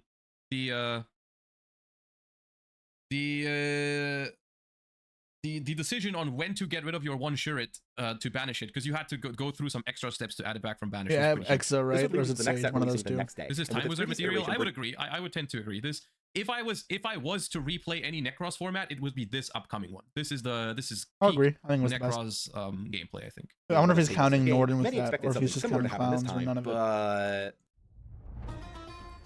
Hey, what is this set? Oh, this was garbage. Dragon's Legend 2. Release date July What happened 17, in this set? 2015. Nothing, Set this was type, fucking import set. useless. Major strategies, Critias and Hermos, Tune, Prediction Princess. Oh, nothing Impact, happened. Okay. Nothing happened. Yeah, major strategies, Critias and Hermos. How to tell me a set is irrelevant? Nothing. Okay. Dragons of Legend 2 had massive shoes to fill, as the last set brought the hands and soul charge, which fundamentally changed the meta. So what did this edition bring?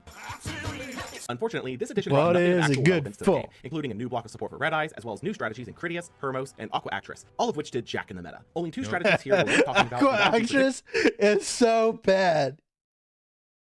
Oh my god, I remember it was a challenge for me to win locals with that deck. Like, I got my cousin who played Yu-Gi-Oh! At the time challenged me. He's like, I bet you can't win locals with Aqua Actress. I probably tried for like 6 locals in a row to try win with Aqua Actress. The deck is so fucking horrible. I could not get it. Like, I topped a couple times. Actually, just insane that I got that far. Of course, I never won with it. Fucking useless deck. Holy shit, that deck was terrible. Aqua Actress. Oh my god. Prediction Princess and Tunes. So let's start with Prediction Princess. Worth talking about is the biggest stretch I've ever heard. Hero Try would be their boss monster, a ritual that could special summon a flip monster from grave in your end phase face down and could flip a monster up or down on a quick effect once per turn. This would be considered interesting, but overall lacked anything worth flipping for the time being relegated to the bulk pile. Could I win with it now? No! Maybe it's a challenge for locals. If you guys want to see me show up to locals with Aqua Actress, you know what to do. Like, subscribe, leave a comment down below.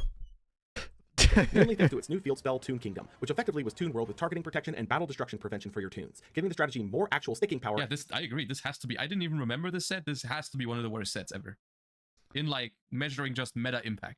Outside of the common threat of an MST to the book. They also received Comic Hand, being an in-strategy version of Snatch Steal, making its target a Toon and able to attack directly, and Mimicat, able to steal anything from the opponent's grave to use for yourself. While interesting for sure, Toon still saw no relevant play from this due to still having the same problem of the entire deck dying to a copy of MST, which Kingdom did not solve. This left the game with no real shakeup, leaving any new developments to the next core set releasing a month later. This set was good. Cold Core. That does shake up. Cosmos! Release date August 7th, 2015. Set type. There's Decatron, alright. Good for set. 4-Mage, Ignite, Cosmo. Impact, the core. Cons are awesome as well. I'm probably going to get a bit of flack on this one, but I truly do believe that core should be regarded as one of the greatest core sets of all time. This singular set would introduce new engines, power cards, and archetypes that would completely define the course of the next year of Yu-Gi-Oh! And sadly, I believe it gets lost in the shuffle a little bit due to it coming between Duelist Alliance, which is regularly referred to as the set that completely changed Yu-Gi-Oh!, which is valid, and a set in early 2017 that once again changed the game forever, which we'll get to. Regardless, this is one of those sets that introduced so much that it is a very big set, yeah. There's a lot of impactful sets though in this era, but yeah, this set is crazy. Give those parts the time that they deserve. I do think it is definitely worse than Duelist Alliance. So why is he talking about this? I'm with Josh. Nothing in common with it. Yay. Black Flare Dragon. Crazy way to start off the video. Battle phase of battles. Black Stone of Legend contribute itself to summon a level 7 or lower red eyes from deck. It can recur itself from grave to hand, shuffle back a red eyes in grave. Black Metal Dragon equips itself from hand onto a red eyes and boosted by 600 and searches a red eyes from set from field to grave. Arching of Lightning is a Gemini that can nuke anything with a defense lower than its attack. He's mentioning a Gemini.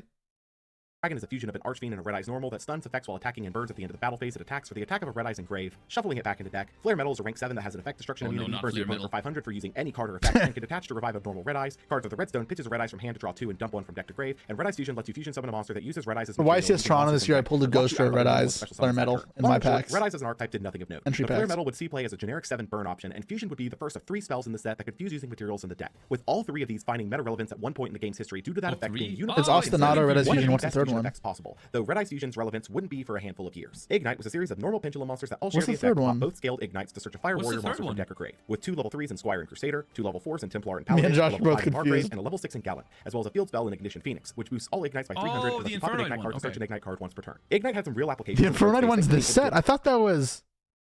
Oh, it is this set. Imagination is this set. Damn, crazy. Monsters to search scales, then set scales and bring them all back to exceed material. But this came with the downside of once you make an exceed with them, they're mostly gone for good by ending up in the grave, which led to it being mostly unpopular. However, there was one other piece that was tangentially related. That was Listen, Josh and I are the same in a lot of regards, but like, you can clearly tell from this video we have differences in our perspective on the Burning Abyss. That obvious flaw. I am a disciple of Dante, and I practice the dark arts of hell. And he practices the rituals of the Necros, the ice barrier stealing tribe thing. I don't even know the lore behind those. Summon a Draco Slayer monster and could pop your other scale to search another copy of that card once per turn while in the scale. This enabled Ignite to access Ignister Prominence, a level 8 pendulum lock synchro that could summon a Draco Slayer from deck. These were cool until they became very toxic. Although I think these cards are sick, they became kind of egregious in the next few months. Per turn and pop a pendulum monster or scale you control to spin another card on field back to deck without targeting. Ignister Prominence. I think the pendulum deck in about December, at this part of the point of the year, is actually really cool. And then the Perform Mage cards all like get released, and Perform Ball Sorcerer and Ariadne and Cyberdragon Infinity, and then this kind of just went to dog shit. But it was very cool before that, I think.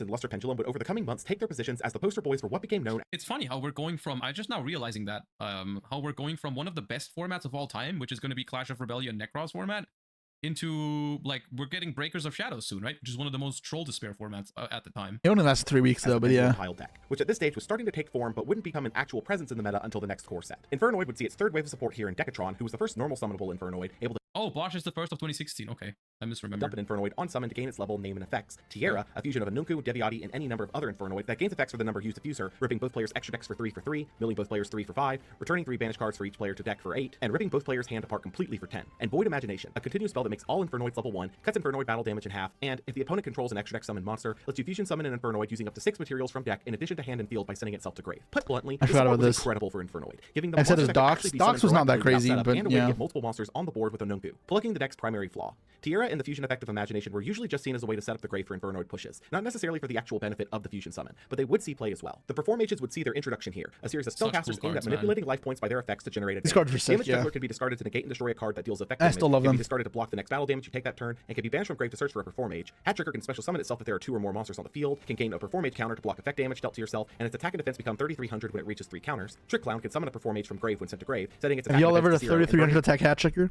Because I have.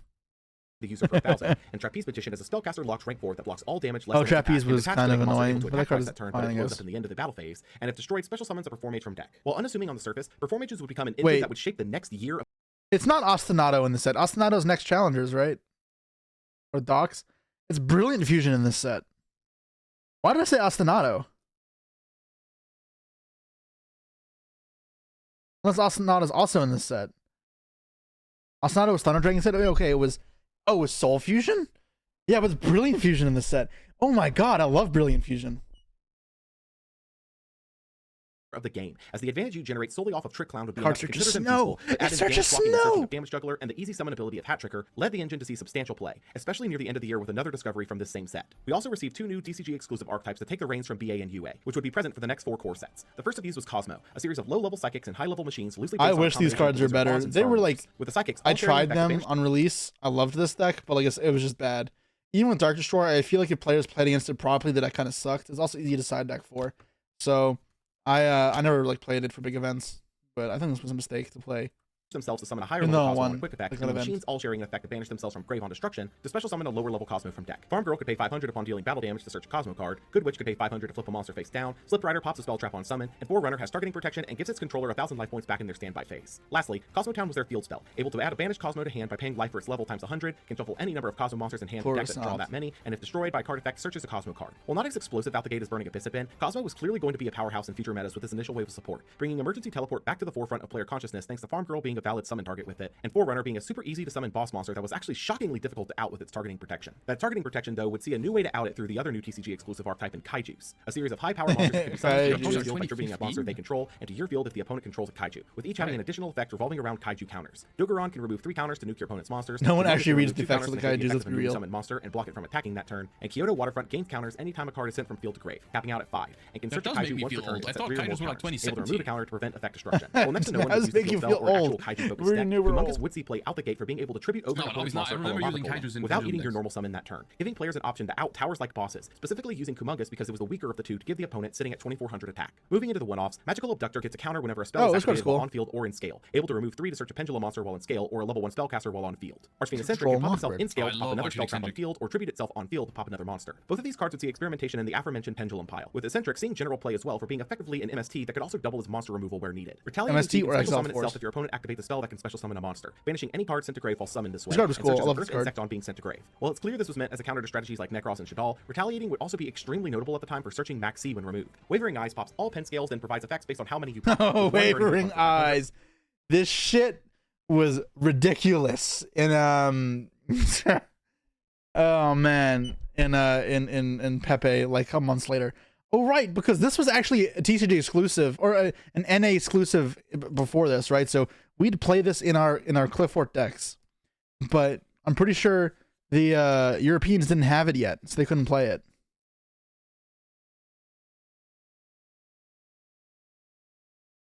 It wasn't NA exclusive? I thought it was. Europe didn't have Diamond Crab King. I could have sworn this is an exclusive. Maybe I'm misremembering. 2 searching for any This Pendulum monster. card was so cringe in Pendulum Mirrors. Oh my god, dude. 3 banishing a card on field, and 4 searching another copy of Wavering Eyes. This was clearly meant as a counter to pendulums as they became more and more powerful, but in actuality, it just acted as a way for pendulum strategies to get an Ignite-style search off, which would become even more powerful if you matched into a pendulum strategy yourself. Chicken Game blocked whichever player is losing from taking damage, allowing both players on their turn to pay 1,000 to use one of Chicken Games in the set. Draw 1, give the opponent 1,000 life, or popping that card. Obviously, the primary usage of this card was a pseudo-reverse Upstart Goblin, paying 1,000 life points to draw a card, but this would become one of the most degenerate FTK enablers ever, as the previously released field spell Pseudo Space could be placed over it after using the draw effect to then banish it from grave, pay 1,000, and draw again. Because of this, Chicken Game FTK became a known threat in the format, being utilized with either a match I wouldn't really call it a threat, or but Exodia, which was made yes, worse by people cards like Hope for played Escape it. and Terraforming, enabling the strategy to insane. I'm pretty sure this also topped the next European YCS. I don't know if we're going to bring it up, but I'm pretty sure someone topped with that deck at, like, I want to say YCS Rimini or Prague or whatever that year.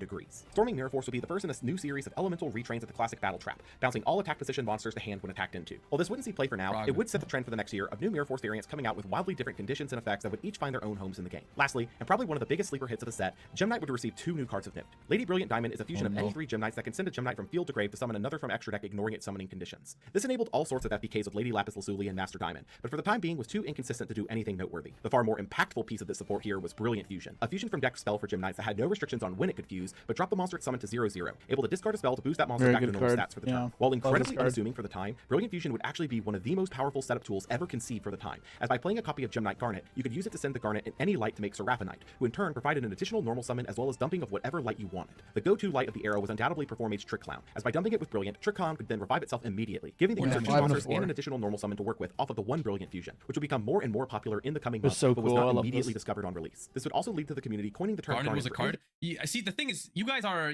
saying that, and I think the crazy part is I believe you guys that you did not know where the term garnet comes from. But this is what it is. The term when someone calls a brick a garnet. Wait, people don't know that? People didn't know this is where garnet came from? There's no way. Josh's chat has to be like trolling right now. Guy in my chat, you guys knew what garnet meant, right?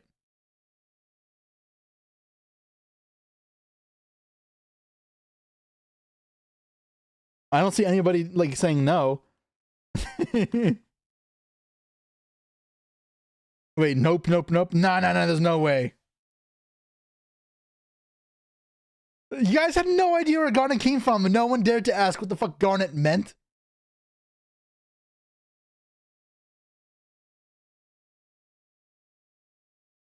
Crazy. What's a Gem Knight? Mental. A card you don't want to draw. This is because this is where it's from. Because people were forced to play Garnet to fit Brilliant Fusion in their deck. And that's why it's called this. You played in deck for an engine but did not want to draw, named for the Gem Knight Garnet you'd play, as Brilliant Fusion had to specifically send its materials from deck to grave. The World Championship for 2015 would be held a week later on August 15th, 2015, and an extremely important note here is that the World's winner from 2014, Sahabi Karandine of Canada, would not be allowed to participate despite his World's title due to a cheating suspension that was in effect at the time, seeing his spot for the tournament filled by the runner-up of last year's World, Hayama Shinsuke of Japan. Once again, due to the combined format, a number of strategies were left in an unplayable state going into Worlds. Burning Abyss was still a TCG exclusive, leaving it out of the tournament completely, while Shadal had taken many hits in the OCG with the banning of Construct and the limiting of Shadal Fusion, leaving the deck heavily suboptimal for play here. Of the publicly available top 8 lists, Hero would be a notable standout, seeing top 8, utilizing Mystic Tomato? slim down metagame to access Shadow Mist for Guard Wall, Crazy, with a man. suite of What? revival traps to make the setup even easier. Necros would Mystic make it all the way to Tomato? second place here despite the additional hits of a limited Unicorn and a semi-limited cycle, utilizing more of the non-ritual Necros line than ever before, Or a Exa and Great caster. Sorcerer, Ugh. even going so far as to utilize the hands once again to fill out the control core of the deck. So this was basically super neuter Necros because of how the World's format works, where like everything is the 2 banlists combined. Sometimes it results in like super low power formats. So this is like, this is not even like this Necros deck just makes me sad. 1 Brionac, 1 Unicorn, 1 Shurit is just massive hits to the deck. 1 prep, 1 Rhoda. It plays Gold Sarcophagus. It's like, but I mean, it's World's format was wild sometimes. Or like Exa and Great Sorcerer. Was Manju at 2? Why are there 2 Manjus and 3 Senjus? I don't remember Manju being a 2 in the OCG. Was it a 2 in the OCG? That's so random, right? You didn't know who Gores was? Oh my god, that's crazy. The OCG limited Manju? That's ridiculous. There's So far, Gale to utilize that Dagger hand in the was the side deck. core of the deck. Despite how he qualified the event, Hayama Shunsuke of Japan would take this year's World Championship title using Teller Knight, the one duelist alliance. This is the one setting where I would say Teller Knight may have been the best deck. There was maybe still a way to like beat it. Maybe there was a better deck. I didn't play this World Championship, so I never got super deep into the format. But I'm seeing all the hits to Necros, and like, I don't know, maybe this deck was better. Yeah, I have to taking no agree. substantial hits, utilizing its almost standard game plan at this stage to consistently control game. Ritual Beast was crazy, but no one wanted to play Ritual Beast. That might be true, actually. Oh, actually, yeah. Was No, there- Herman's right. Ritual Beast has to be the best deck here, right? Ritual Beast is for sure the best deck. Yeah, Ritual Beast is for sure the best deck. What the Was fuck? there a hit to Ritual Beast already? Is Canahawk already limited at No. this point? And earned this year's title of World Champion. No. This would lead into Okay. the next Yeah, structured then unironically, it may have been Ritual Beast. deck of the year a week later. And with the world substantially shocked by Teller's performance on the world stage, many hope for something to help bolster a new meta strategy. This is relevant. What is this? The structure deck.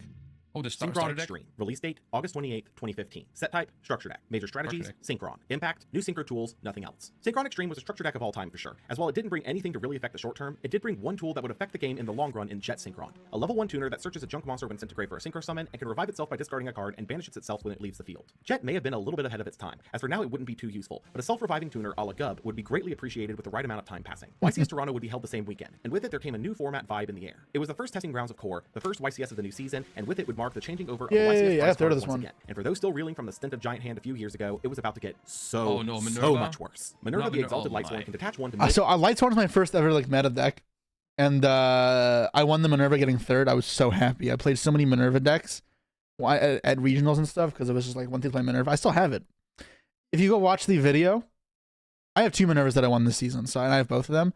But my dad, you can literally see in the one in my video. What's it called? My dad returned to Yugioh. He starts damaging my my what's it called? My Minerva. And that's my Minerva. And he's talking to them. I see him. He's just like holding it like this. I don't know where it is. It's gonna be in a second.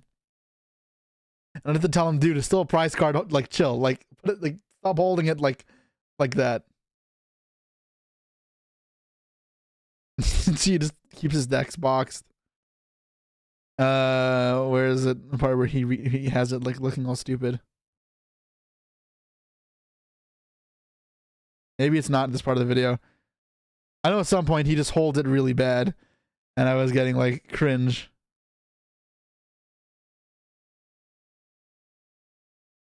I don't know. At some point in there. I don't want to waste time anymore on it, but yeah.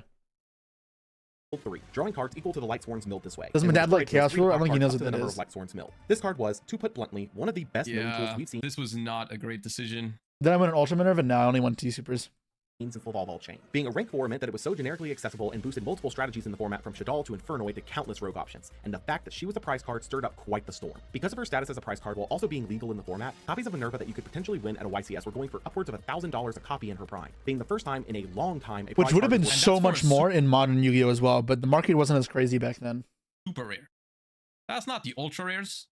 That's super rares. And unironically, this is not gonna matter that much in 2015, but in 2016, like Minerva Lightsworn, I think would actually be a top tier meta threat if more people were able to play it. Like it was a genuinely really good deck during like ABC format, I think. But like it just like only very few people were able to play it. Worth nearly that much outside of specifically a World's Prize card. With all of that preamble out of the way, how did the meta for the YCS shake out? For the most part, the meta held despite the new releases, but a couple of clear shifts had made themselves known immediately. For starters, the Perform Mages were running rampant. Over half of the Necros list and most of everything that wasn't specifically named Burning Abyss were playing the See, clowns. this is so sick, man. No Jin, no outs to Jin, all that kind of stuff. Yeah, you just focus on your engine. Dope-ass, Necros and clowns. This And is the results nice. here were clear that Perform Mage was an engine that was here to stay, providing rank 4s and tribute bodies left and right. Yang This Zing would is see its nice. first ever premier top here, utilizing the new Zephyr Yang Zings from Ryan Crossroads to Schauf, provide extra my surging power locals. for their creation line, Love this giving the deck. strategy far more consistency than before. Masquerade kind of ruined the mirror. Yeah, the Masquerade OTK was a way to play through Valkyris. I think if the format wasn't that long though, right? I think if it had more time, you can probably find ways around it.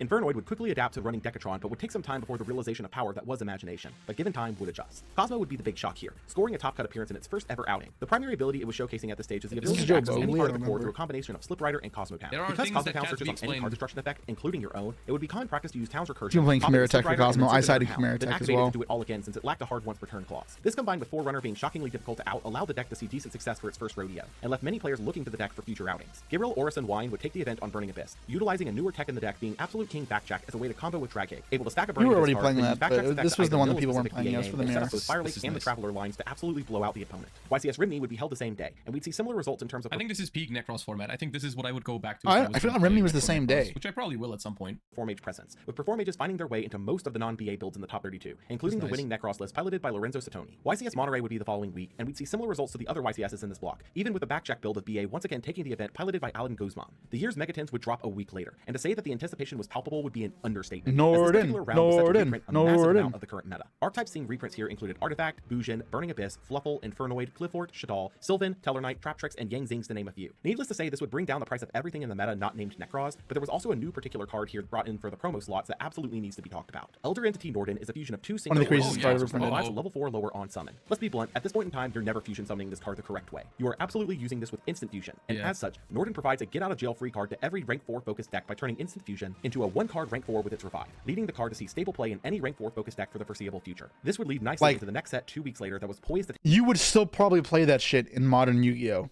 If you could. Instant Fusion's at 1, but like, so maybe you wouldn't play it because of too much extra deck space, but if you had the space to play it, you would. If Instant Fusion's at 3, like, that card's really good. Take another crack at the deck building set formula. Norden had like different effects on the format. On the one hand, it made like OTKing with Masquerade through Valk easier. On the other hand, it also made outing specific floodgates a lot easier. Like Mistake, for example, you could like easily instant fusion into a Diamond Direwolf. So it's like it has pros and cons, I think, to the format.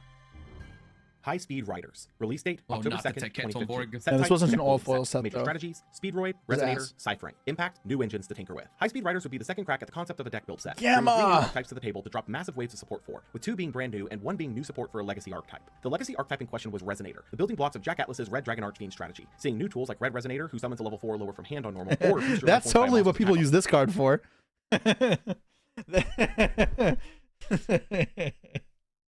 Special, but none of their pieces would convert strategy into anything worth playing. I didn't want to say anything, but he made the remark.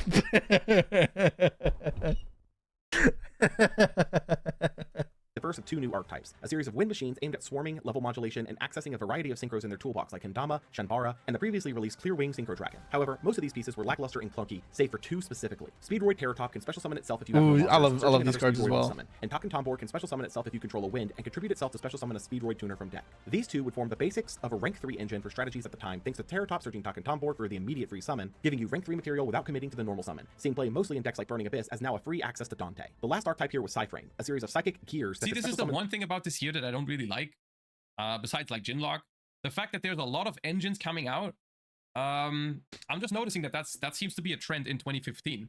There's a lot of engines added to the game that require you to run bricks, right? This is like I'm sure there's previous examples, but this year seems packed. Why? Because of the Cyphering and Brilliant Fusion. Of, we're gonna make really powerful cards that require you to play. I like both really Brilliant Fusion cards and Terratop, right? Like and Cyphering though. Brilliant Fusion with Garnet. We now saw Driver with Gamma, and also the Terratop Taketomborg, right? This was a sort of dynamic. I was never a fan of this. Even at the time, I hated playing with those cards. I sometimes did play decks with the Brilliant Fusion or Taketomborg or whatever. I hated it. I really, really hated it in terms of that design philosophy, right?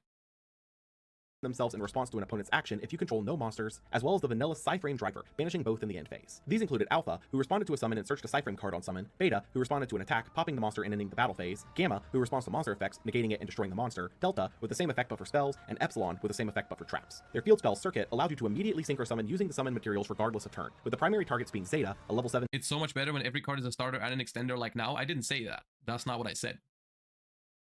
Who can tempt banish itself and an opponent's attack position special summon monster. This set actually is really cool. I love the Cyphering cards and the Speedroid cards. They're really cool. Itself and a card in the opponent's hand can return a banished card to. This was awesome in my Mizuki Minerva deck. phase and can return itself and another card from grave back to deck. Well, It mattered more next year when Dark Legion Legion brought the only one that would see any Solitaire success in the and short term would be Snow, Omega, but yeah. being a generic 8 with the ability to hand rip. Though some experimentation would be seen with the gears as hand traps, specifically in the case of Gamma, though this would go nowhere for the time being. YCS Dallas would be held that same weekend, and a surprising new face would be seen among the decks in the top cut, being Clown Blade, a combination of a popular Performage engine with various rank 4 enablers, such as Assault Halberd and Thousand Blades, with Thousand Blades specifically being interesting as its Grave Revive effect can trigger off the summon of Trick Clown. The other interesting card here would be Gigabyte, seeing its first real playability thanks to Performages all being spellcasters, which in turn rose the usage of the rank 4 King of the Feral Imps, which would only rise further and further in usage as rank 4 toolbox decks fully take over. Eric Christensen would take the event on Infernoid, notably going completely undefeated throughout the event with an impressive 16-0 tear, utilizing the newly released Omega for its hand rip, as well as its ability to remove levels from the board for further Infernoid summons. This would lead us into the last core set of the year, and if it was anything like core before it, it was sure to bring a shake up to the meta as we knew it. Oh no. This one wasn't good yet. Oh, no. Kieran. Fuck Kieran. 2015. Set type, core set. Major strategies, DD, Magispector, Cosmo. Impact, the guillotine to the current meta. Dimension of Chaos would be the last core set of the year, and with its new archetypes and continued support of themes introduced back in core, a couple of new meta threats would rise from this particular set to redefine the meta at large. DD is an archetype of fiends aimed at utilizing fusions, synchros, and exceeds through their various tools and Dark Contract continuous cards, which we've actually seen a couple of times before, but this would be their first major wave of support that would make the strategy playable. Swirl Slime can fuse a DDD using itself and any other material in hand and can be banished from grave. People play DDD a little bit. Necro Slime can fuse a DDD next by banishing year itself after and any this, other but it material wasn't from very grave. good. Savant Kepler searches a Dark Contract or bounces another DD card to hand on These were summon. cool at the Oblivion time. King Abyss Ragnarok summons a DD Even from though they grave on never- summon and contribute I another felt DD like to they banish never from got its meta monster. relevancy And then the at scale the can time, summon a they DD never from grave did. when you special summon another DD, burning yourself for 1,000 when you do. Wave King Caesar can detach at the end of the battle phase to summon back as many destroyed monsters as you can, but burns yourself for 1,000 for each in the next standby phase, searching a Dark Contract when sent to grave. Wave Oblivion King Caesar This is the Ragnarok bad without the Caesar. DD or Dark Contract on attack The only deck to steal complaint I have with DDD is the naming. Like, come on, man. an opponent's monster and equip it to himself, boosting by its attack. Duo Dawn King Kaliuka can stun all other cards on field for the turn on summon. Yeah, this Attached to the new only problem I have with the DDD is this card. This card. Big red flag. Red flag.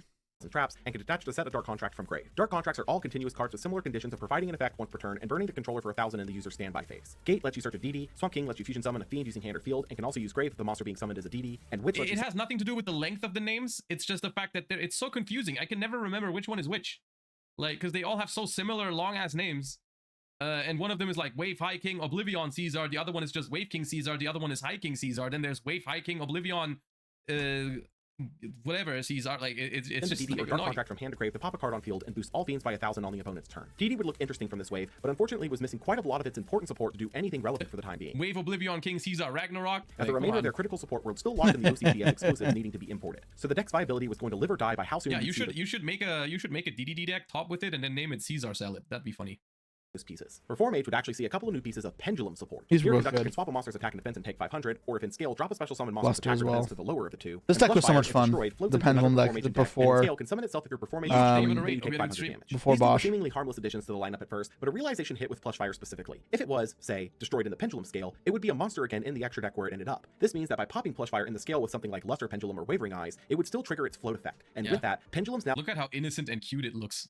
But yet it's so broken. had full unrestricted access to the Performages in a way no other deck did. This would heavily increase the interest in the aforementioned pendulum pile, now slowly gaining the name of the two archetypes it most utilized, those being of Performages and Performapals, nicknamed to Pepe for short. It seemed that with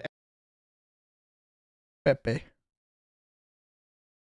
Vi, thank you for the 5 months. I think Ice Barrier Runic is something I want to try. I don't have the biggest hopes for it. I was wondering But I think it's what alright. It happened. might be It better must have than muted Plunder. a message. Yeah, it might be better in Plunder. every new release, some new pendulum cards would be added to the pile to make Pepe stronger and stronger, which actually segues really nicely into Magispector was a new archetype of spellcaster pendulum. Boo! Boo! I don't like this deck.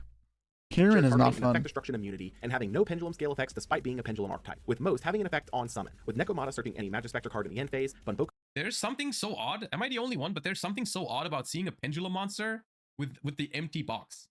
It does feel weird, I yeah. feel like it's really weird. searching a monster, Yada searching a spell, and QB searching a trap. Kieran would be the boss of the archetype, able to bounce a pendulum monster and an opponent's monster to hand on quick effect, though notably was a level 6 in a pendulum archetype where the scales capped out at 5. Their spell trap line primarily involved tributing a wind spellcaster Card to activate sucks. an effect, with Storm spinning a monster to deck, Cyclone popping a That monster, one's Tornado fine. banishing a That one's monster, good. and Tempest negating That a one's special okay. summon or monster effect, destroying it. Lastly, Majesty's Pegasus was the deck's field spell, boosting all Magispectors by 300 That's and letting okay. you tribute a wind spellcaster to summon a Magispector from deck. The fact that the entire archetype had targeting protection on top of Kieran being an absolute annoyance would lead them to see meta playability not just in their own pure variants, but also as additional pieces to Pepe, thanks thanks to Bunbuku and Kirin together forming a self-contained package of monsters. Similarly to Ignite though, they also had an extra deck monster that tied the archetype into the Draco Slayer lore, being Magister Paladin the Ascending Draco Slayer, a rank 4 that searches any pendulum monster in the end phase after being Exceed summoned, and can detach to summon a Draco Slayer. This card is probably the worst one in all of them. In combination with Ignister Prominence and instantly becoming a staple piece of Pepe thanks to being a rank 4. Speaking of Ignite would also receive a couple more pieces here in Cavalier and Veteran, finishing out their sets of level 5s and 6s, as well as Reload, which shuffle back any number of pendulum monsters in hand to draw that many +1, with Reload seeing not only play in Ignites, but experimentation in different pendulum piles. Gradle was a new archetype aimed at stealing opponent's monsters, with most of their main deck monsters equipping to and stealing an opponent's monster when destroyed in battle, or by monster effect for Eagle, spell effect for Alligator, or trap effect for Cobra. Slime could summon itself from hand or grave by popping 2 Gradle cards, summoning a Gradle from grave when you do, providing easy access to their Synchro Boss Gradle Dragon, able to pop cards up to its Synchro materials on summon, floating into another monster in grave on destruction. Lastly, Impact lets you pop a Gradle card in an opponent's card, and searches a Gradle in each end phase, only able to use one of those effects in a turn. Gradle, while seemingly clunky, actually held some interesting applications thanks primarily to the Kaijus from Core, able to tribute over a monster, then steal the Kaiju with Gradle Kaiju is a cool deck, actually. Speaking of, Kaiju would receive now the weakest Kaiju at 2200 attack, making it the new go-to counter option for outing unoutable bosses. And that would become even more relevant with the new wave of Cosmo support. Strawman had the standard pilot tag out and could pay 500 to summon a banished Cosmo with its effects negated, destroying it in the end phase. Wicked Witch had the standard pilot tag out and could pay 1000 to prevent herself from being destroyed that turn on a quick effect, and Dark Destroyer had the standard ship float effect, targeting protection, and pop the monster on summon. These three would take the already tier 3 Cosmo strategy and rocket it up to tier 1, as Dark Destroyer was an absolute house of a card, with the only real way to out it being that of the Kaijus, as popping it would just let it float into another ship or pilot. We haven't had a ban list that removes Necros yet, right? So it would be easy to out this with Trishula. I think Cosmo becomes a problem once we talk about the ban list. So Necros won the event here, even though Cosmo won the event and Necros was legal. People were playing Light and Darkness Dragon and Cosmo, which made no sense. But Cosmo still won. It's just because you summon Dark Destroyer, and when you don't have a card in hand, they can't Trish you. So you can't target it. So it became very hard to out. Cosmos still were kind of a pain to deal with, for sure, even if they weren't as good. Necros is still meta though. Your skills are full, being a decent inclusion in Pepe as it geared up. Fluffle Wings allows you to convert a toy vendor into pure value, drawing a card and popping the vendor, which in turn gets you another search. In the same vein, Frightfur Sabretooth is a fusion of any Frightfur fusion and one or more Fluffle or Edgems. Summons a Frightfur from grave on fusion summon, boosts Frightfurs by 400, and has destruction immunity if made with 3 or more material. Sabretooth would be seen as effectively a freebie fusion using Tiger, since you could just revive them after, allowing you to either make a large-bodied board between their attack buffs or potentially clear the Tiger off the board for another Tiger summon. Vector Pendulum the Drake Overlord could negate the effects of the opponent's pendulum scales while in scale, being a decent option for the pendulum pile, but still lacked the solid reason to run it. Which you needed it for the quick play spell. Choice of effects from power spells that are currently banned, be it Pot of Greed's Draw 2, Giant Grenade Spell Trap Bounce, Raigeki's Monster Wipe, or Forceful Sentry's Hand Spin Back. Obviously, this was too. We need to look at San Jose format being the first Dimension of Chaos YCS and the last YCS before the Necros. Oh! Clunky so to there's one event, but it was experimented with for rogue level play with a previously mentioned prediction without a new cards. list. As Pyrotry could use it as a ritual material, then bring it back in the end phase, able to flip it up and down repeatedly. Odd Eyes Fusion summons a dragon using monsters you control, or if the opponent has 2 or more monsters than you, Odd Eyes monsters from the extra deck. This would facilitate the new boss of Vortex Dragon, a fusion of an Odd Eyes and a Pendulum monster that bounces a monster on summon and has an Omni Negate at the cost of returning a Pendulum from the extra to deck. This would be solid for some Pendulum piles to include thanks primarily to Odd Eyes Rebellion Dragon, which 2 copies of it in the extra deck can be used to fully meet the fusion requirements since Odd Eyes Fusion doesn't specify face-up extra deck, seeing some experimentation. Starlight Red Dragon Archine's name becomes the original RDA on field and engraved, and nuke all other special summoned monsters with equal or less attack to it to burn the opponent for 500 for each. This would become a quick inclusion in the ever-growing lineup of good level 8 synchros, primarily as a way to close out games effectively. Painful Decision lets you dump a level 4 or lower normal to search another copy of the same monster. While fairly basic on paper, at this stage the only deck that could even remotely consider using it was Ignite, though it would see relevance within the next year. Lastly, Grand Horn of Heaven can negate an inherent special summon in the opponent's this card is neat, but it's not crazy as well. To end that phase. This would see some serious experimentation as a blowout option when going first, as forcing the opponent to effectively skip their main phase 1 can prove detrimental in terms of breaking a board, as you lose your battle phase to go into main phase 2 to finish up. YCS San Jose would be the same weekend, and Cosmo would Cosmo kind of took off, which is really surprising. Top dog, taking the main slice of the top cut and the event itself piloted by Jesse Samick. This is interesting. I would think Necros would do fine against this deck. The addition of Dark Destroyer and Strawman to the deck had changed the dynamic substantially, as now you could do combos with the deck by utilizing Dark Destroyer's I'm looking at it now. I'm looking at this list and I'm like, why does Necros struggle here? He shouldn't. To cycle your ships in the battle phase for further damage pushes, or to break the opponent's board, while Strawman's ability to access a temporary beater body that then floats into more power proved extremely useful. Reasoning had found another home here too, as almost every ship in Pilot was a different level, giving no ideal call outside of 8 to prevent a free Dark Destroyer drop. Magispector would also clear into top 16 here, utilizing the other pendulum tools like Luster Pendulum and Arching to take full advantage of the Magispector lines. In addition to Moon Mirror Shield being quite useful as the targeting and effect destruction protections on the Magispector lines, it made the smaller bodies incredibly difficult to out without something like a Kaiju, which always felt like a waste on the small pendulum bodies. This would be the precursor to the next ban list update just 3 days later, and with with it would come down the blade on almost everything that had been meta in the past year. Newly banned were Towers, Construct, Exciton, and Shuret, all of which had been pivotal pieces of the decks that have dominated the game for a This is while. what I meant. Newly limited were Graph as a hit to BA, Oh, my boy Mathematician and Shuret. All Fusion as hits to How Shadal, much I missed Necros and him. Bryonic and Unicorn, and Rhoda, all as hits They to destroyed Necros, Necros. and Ulti Kanahawk as a hit to Ritual Beast, all of which were massive nerfs This in is their own murder. rights. Newly semied, and the only card here, would be Seer, as another hit to BA. Lastly, unlimited were Chaos Sorcerer, Shien, Spellbook of Fate, and Gear, seemingly a wave of cleanup to the decks of yesteryear at this point. Shadal, Clifford, Ritual Beast, and Necros all suffered killing blows, losing almost their entire identity in one fell swoop, while Burning Abyss, though it did take hits, didn't suffer nearly as much as the others. This would also spawn a meme in the community around Dante, as it seemed that the BA poster child, unlike the faces of the other meta strategies, was banlist immune in the TCG. Obviously, this would set the stage for a changing of the guard in a sense, and most expected Cosmo to move into the dominant position moving forward, which would be all but confirmed at YCS Sao Paulo 3 weeks later, where Cosmo would take a solid 9 of the top 16, including first place piloted by Alejandro Suarez, marking the I've never played Cosmo at an event, I think. Actually, I played Fire King Cosmo in 2016. Oh, never mind. I didn't play that either. 16. I've played, Fire King Cosmo. player's second YCS win and third major event win. This would be the first major event top of Pepe as well, but unfortunately we do not have a deck list to analyze for this particular event. Though Pepe was about to become much more potent in the meta, as the last structure deck of the year was just a week away, and it would provide a preview of the coming attractions that Pendulum had in store for 2016.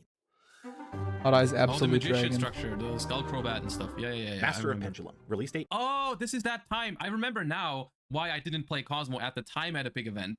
Most likely, it's because they had a YCS in Europe that got cancelled. Right? Oh, this was the terrorist one in France. Or was that early 2016?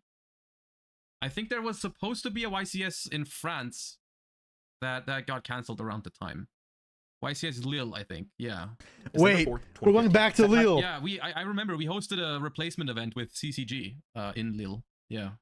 Structure deck. Major strategies. Well, like not me. I was part of CCG, but I didn't host shit. I didn't do shit. I just went there and played. But Pal, Odd Eyes, Pendulum Magician. Impact, the precursor to the Clown Show. Master of Pendulum would be the final set of the year, and with it would come one of the biggest. I remember everyone bursts of changed their Pepe Facebook profiles to the French flag. I forgot about that. 3 archetypes. So let's go at it one at a time. Perform Pal support would be the least in Time number, fly. I think think it's the sub. Appreciate it. I thought that Jesse on normal, searches Perform a Pal, Pendulum Magician, or Odd Eyes Monster, becoming an instant staple for the deck thanks to accessing any of the 3 engines on command. Odd Eyes would receive a new field spell in Sky Iris. Yeah, these were all very good cards. So I actually really liked this iteration of the deck before the broken stuff on Bosch came out. The Pendulum deck was Skull Crobat, no monkey bar though. What is it called? Monkey board. You had Plush Fire. You played Brilliant Fusion in the deck. Your boards weren't as broken. You played a lot more mid-range game, and you can do cool stuff. And Ignition Pendulum is still broken. I thought that deck was super cool. That's probably like my favorite Pendulum deck, maybe besides Metal Foes. That deck is sick.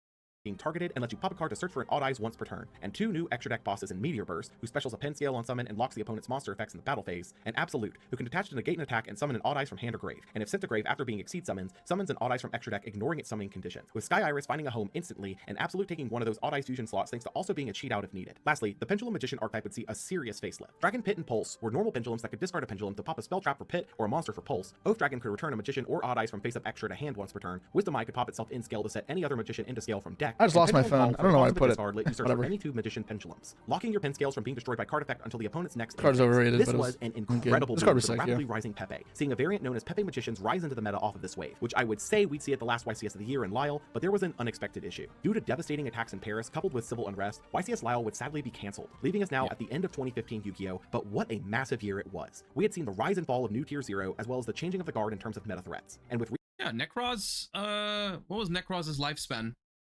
It was not that long, right? It felt longer than it actually was, I feel like. It was like 6 months.